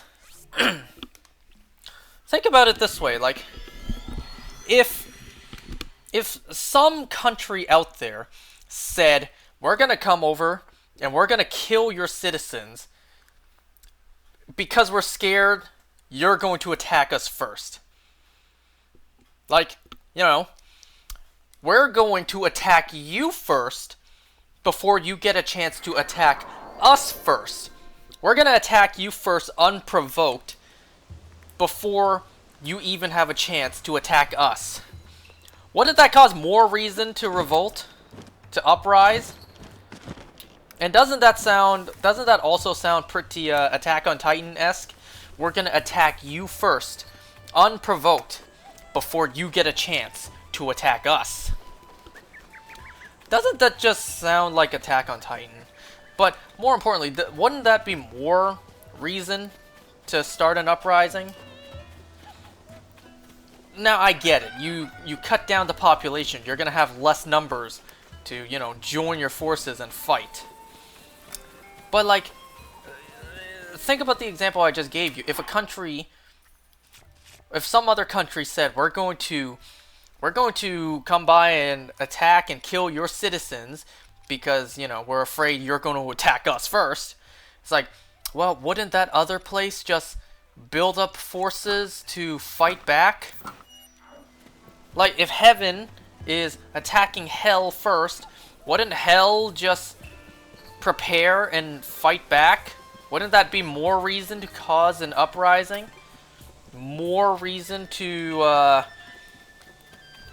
start a war? A celestial war? Wouldn't just leaving Hell alone been fine? I mean, nobody's really saying anything about Heaven's growing population. So what's the issue if Hell has an overpopulation? I really don't think too many Hell residents, like at least in the show, are thinking like, oh, those good-for-nothing Heaven inhabitants, how dare they live up in Heaven while I suffer in Hell? I deserve to be in Heaven. We're gonna go up there, we're gonna kill every angel so we demons can take over Heaven. It's like, I don't think anyone was thinking that. You look at characters like Vox and Valentino, they're perfectly content with just being Hell overlords. You know, they're not even thinking about, like, taking over Heaven or even fighting Heaven.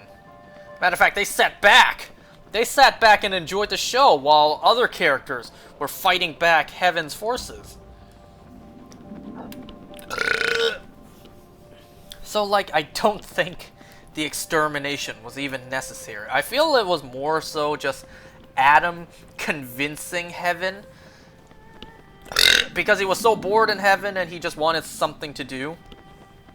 Something to satiate his bloodlust. Because remember, to Adam, extermination is entertainment. What do I need from Naydra?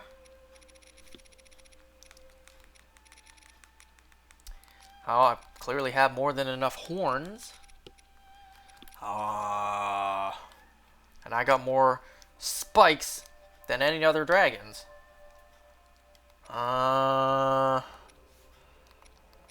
have scales, fangs, Naydra's claw. Nadra's Fang. So I think this time I need a scale, just to have 2 of everything.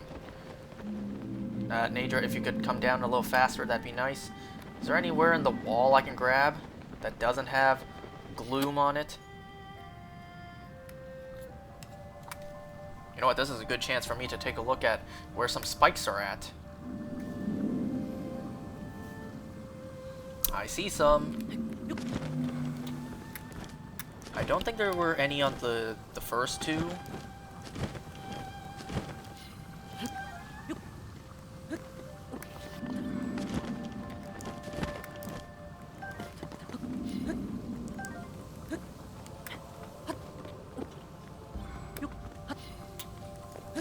know what's funny? You know how Hyrule citizens can't see the dragons besides those of pure heart, so children? Can you imagine if children saw Link right now, they just think Link is climbing nothing? No, not children. If adults saw Link right now, because they can't see the dragons, they would just see Link climbing an invisible structure. Like, they just see Link grabbing onto nothing. And then, like, if anyone with, like, extreme 20/20 vision looks up in the sky and sees Link, somehow, they just see Link just standing and floating by. They don't see a dragon.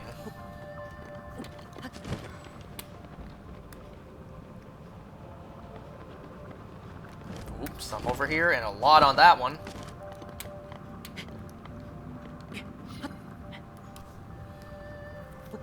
Ugh. Can't jump down. Have to actually climb down. How annoying.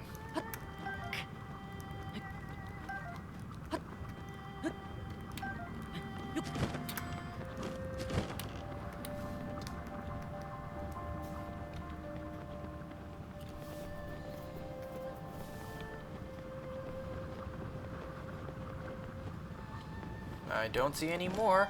Well, what I need is a scale. At least this is a shitty bow I can afford to waste a, you know, a shot on.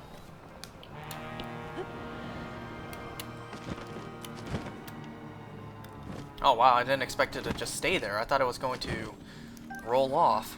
But I guess this is more of a flat platform than I expected. May as well get these Poes, since we're here.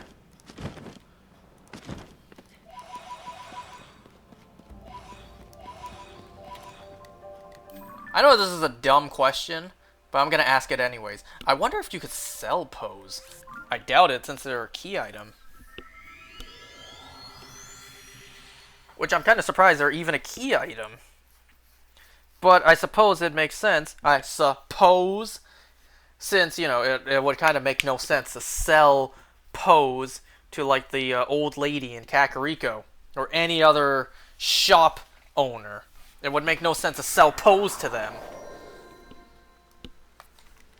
So I suppose it actually makes sense that they're key items. No!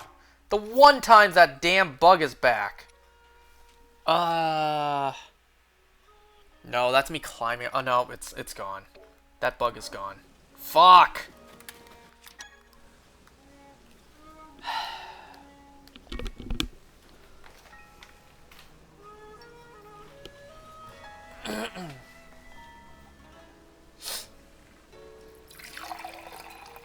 I'm still hunting for Poipole, by the way. This little purple bastard is taking its sweet-ass time to be shiny.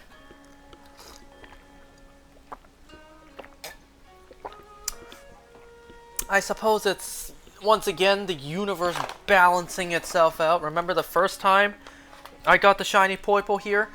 It was like a day or two for a full odds 40-96 hunt. But this time, it's really showing its full oddsness. Has it even been a week? I started hunting on January 30th, and it's already February 5th, since it's past midnight now. January 30th being day 1, 30, 31, 1, 2, 3, 4, 5, 7 days. It's already been a week of non-stop Poipole hunting. And when I mean non-stop, I mean it.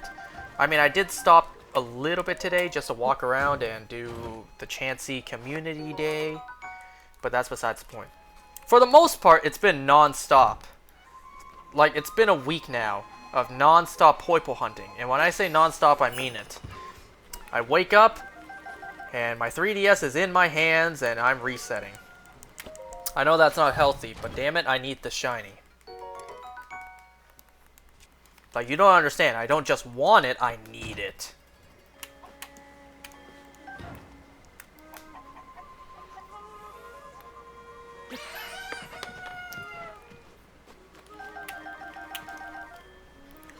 Yo, that whole raw bird just now, like, you know, prepare it, spatchcock it, and then chiropractor it. You know, I don't exactly have a smoker. I wish I did. Really? You're not gonna let me grab that, huh? You know what? No, I'm gonna grab the meat. Pause. Never mind. Well, I tried.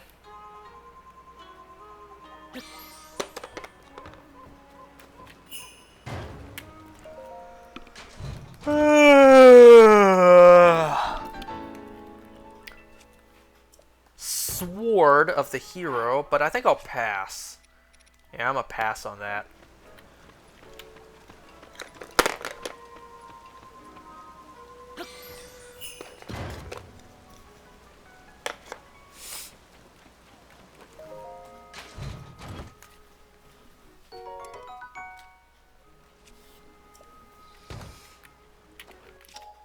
You know what's funny though? I remember back then, like when the pilot for Hazbin Hotel was the only thing we had.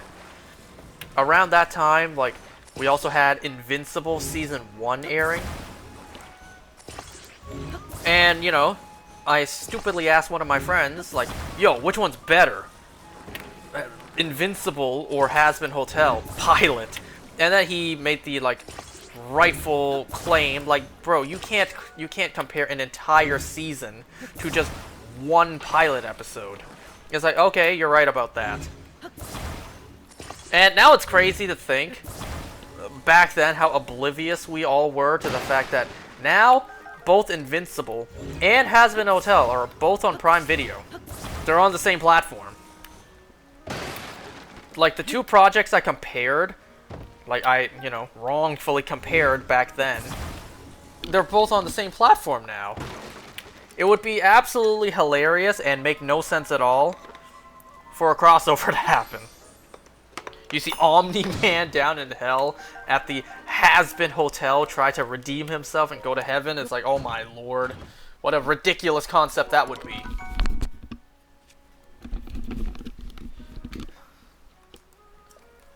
You just see Omni-Man in hell be like, alright Charlie, I want to redeem myself and see my son in heaven. Because my son, he was the Invincible title card. I think I just... whatever. Did I use this one yet? No, I didn't.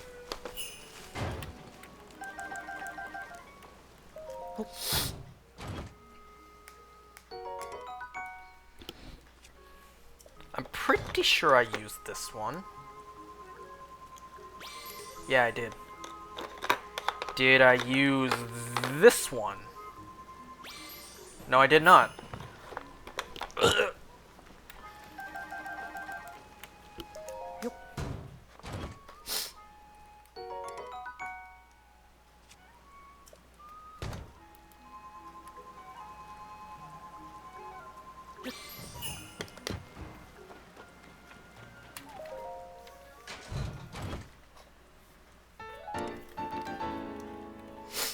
You know what, just in case I don't get anything better, I'm just gonna fuse this to the Master Sword. Like, you know, in preparation. Man, I still can't believe we haven't gotten the Sage's amiibo yet. Or probably never will. We got the champion amiibos long after Breath of the Wild came out. Well, now it's been long after Tears of the Kingdom came out, but no Sage amiibos. No amiibo for Yunobo, Riju, Tulin, Sidon. Why'd I forget Sidon? I don't know how you would do a Minoru amiibo.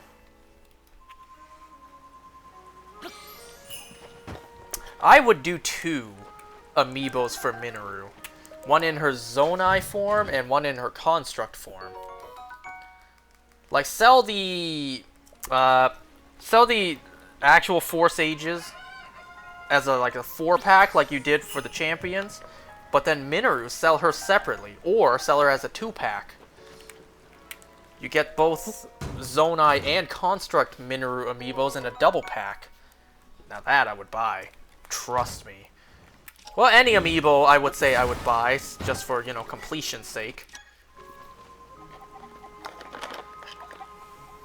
But you know what I mean. I mean, we did get these Zelda and Ganondorf amiibo for these games. But, we got a Link and Zelda amiibo for Breath of the Wild. And hell, we even got a Bokoblin amiibo. Actually, Link got 2 amiibos for Breath of the Wild. He got this one as well. He got the Rider one.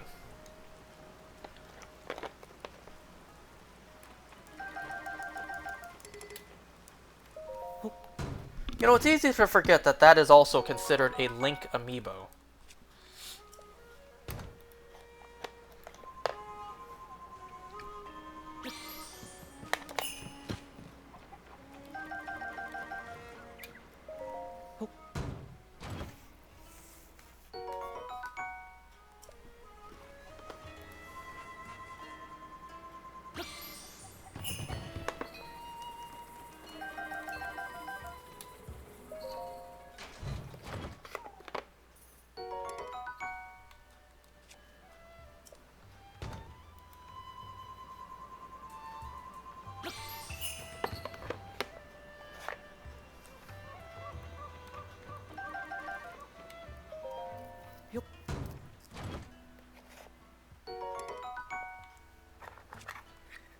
Did I just use this one? No, I didn't.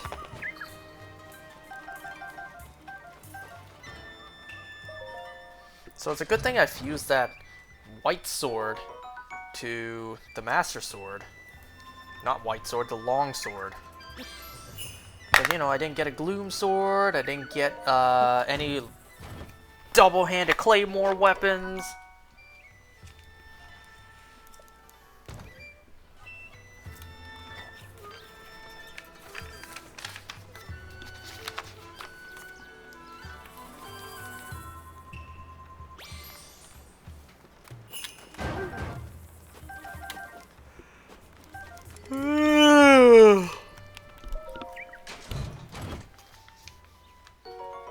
Oh, nice. How many of these do I have now? Something 66. 166. Because I wasted so much Zonite on it before. Like an absolute buffoon.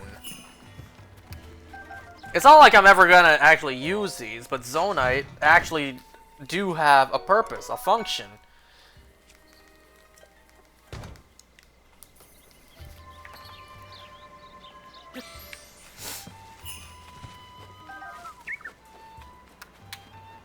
Where'd that go?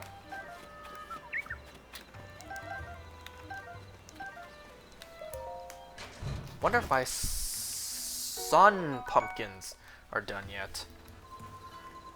Nah, I'll check those next time.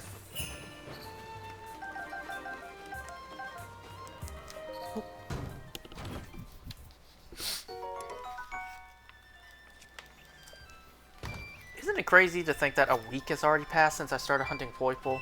Like, that just shows you how quickly time flies. It doesn't feel like a week of me just mindlessly hitting the same button combinations for different colored textures and polygons in a video game. It doesn't feel like it's been over a week. Not over, but it's been a week already.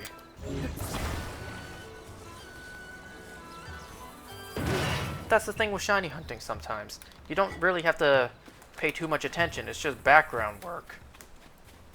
You just do it on the side.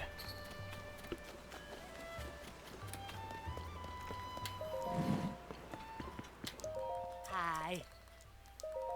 And obviously you can't sell key items. It doesn't even let you go to that option.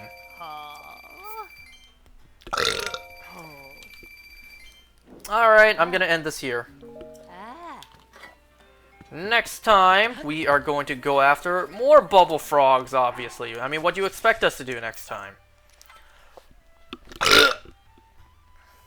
Alright, thanks for watching, guys. Goodbye.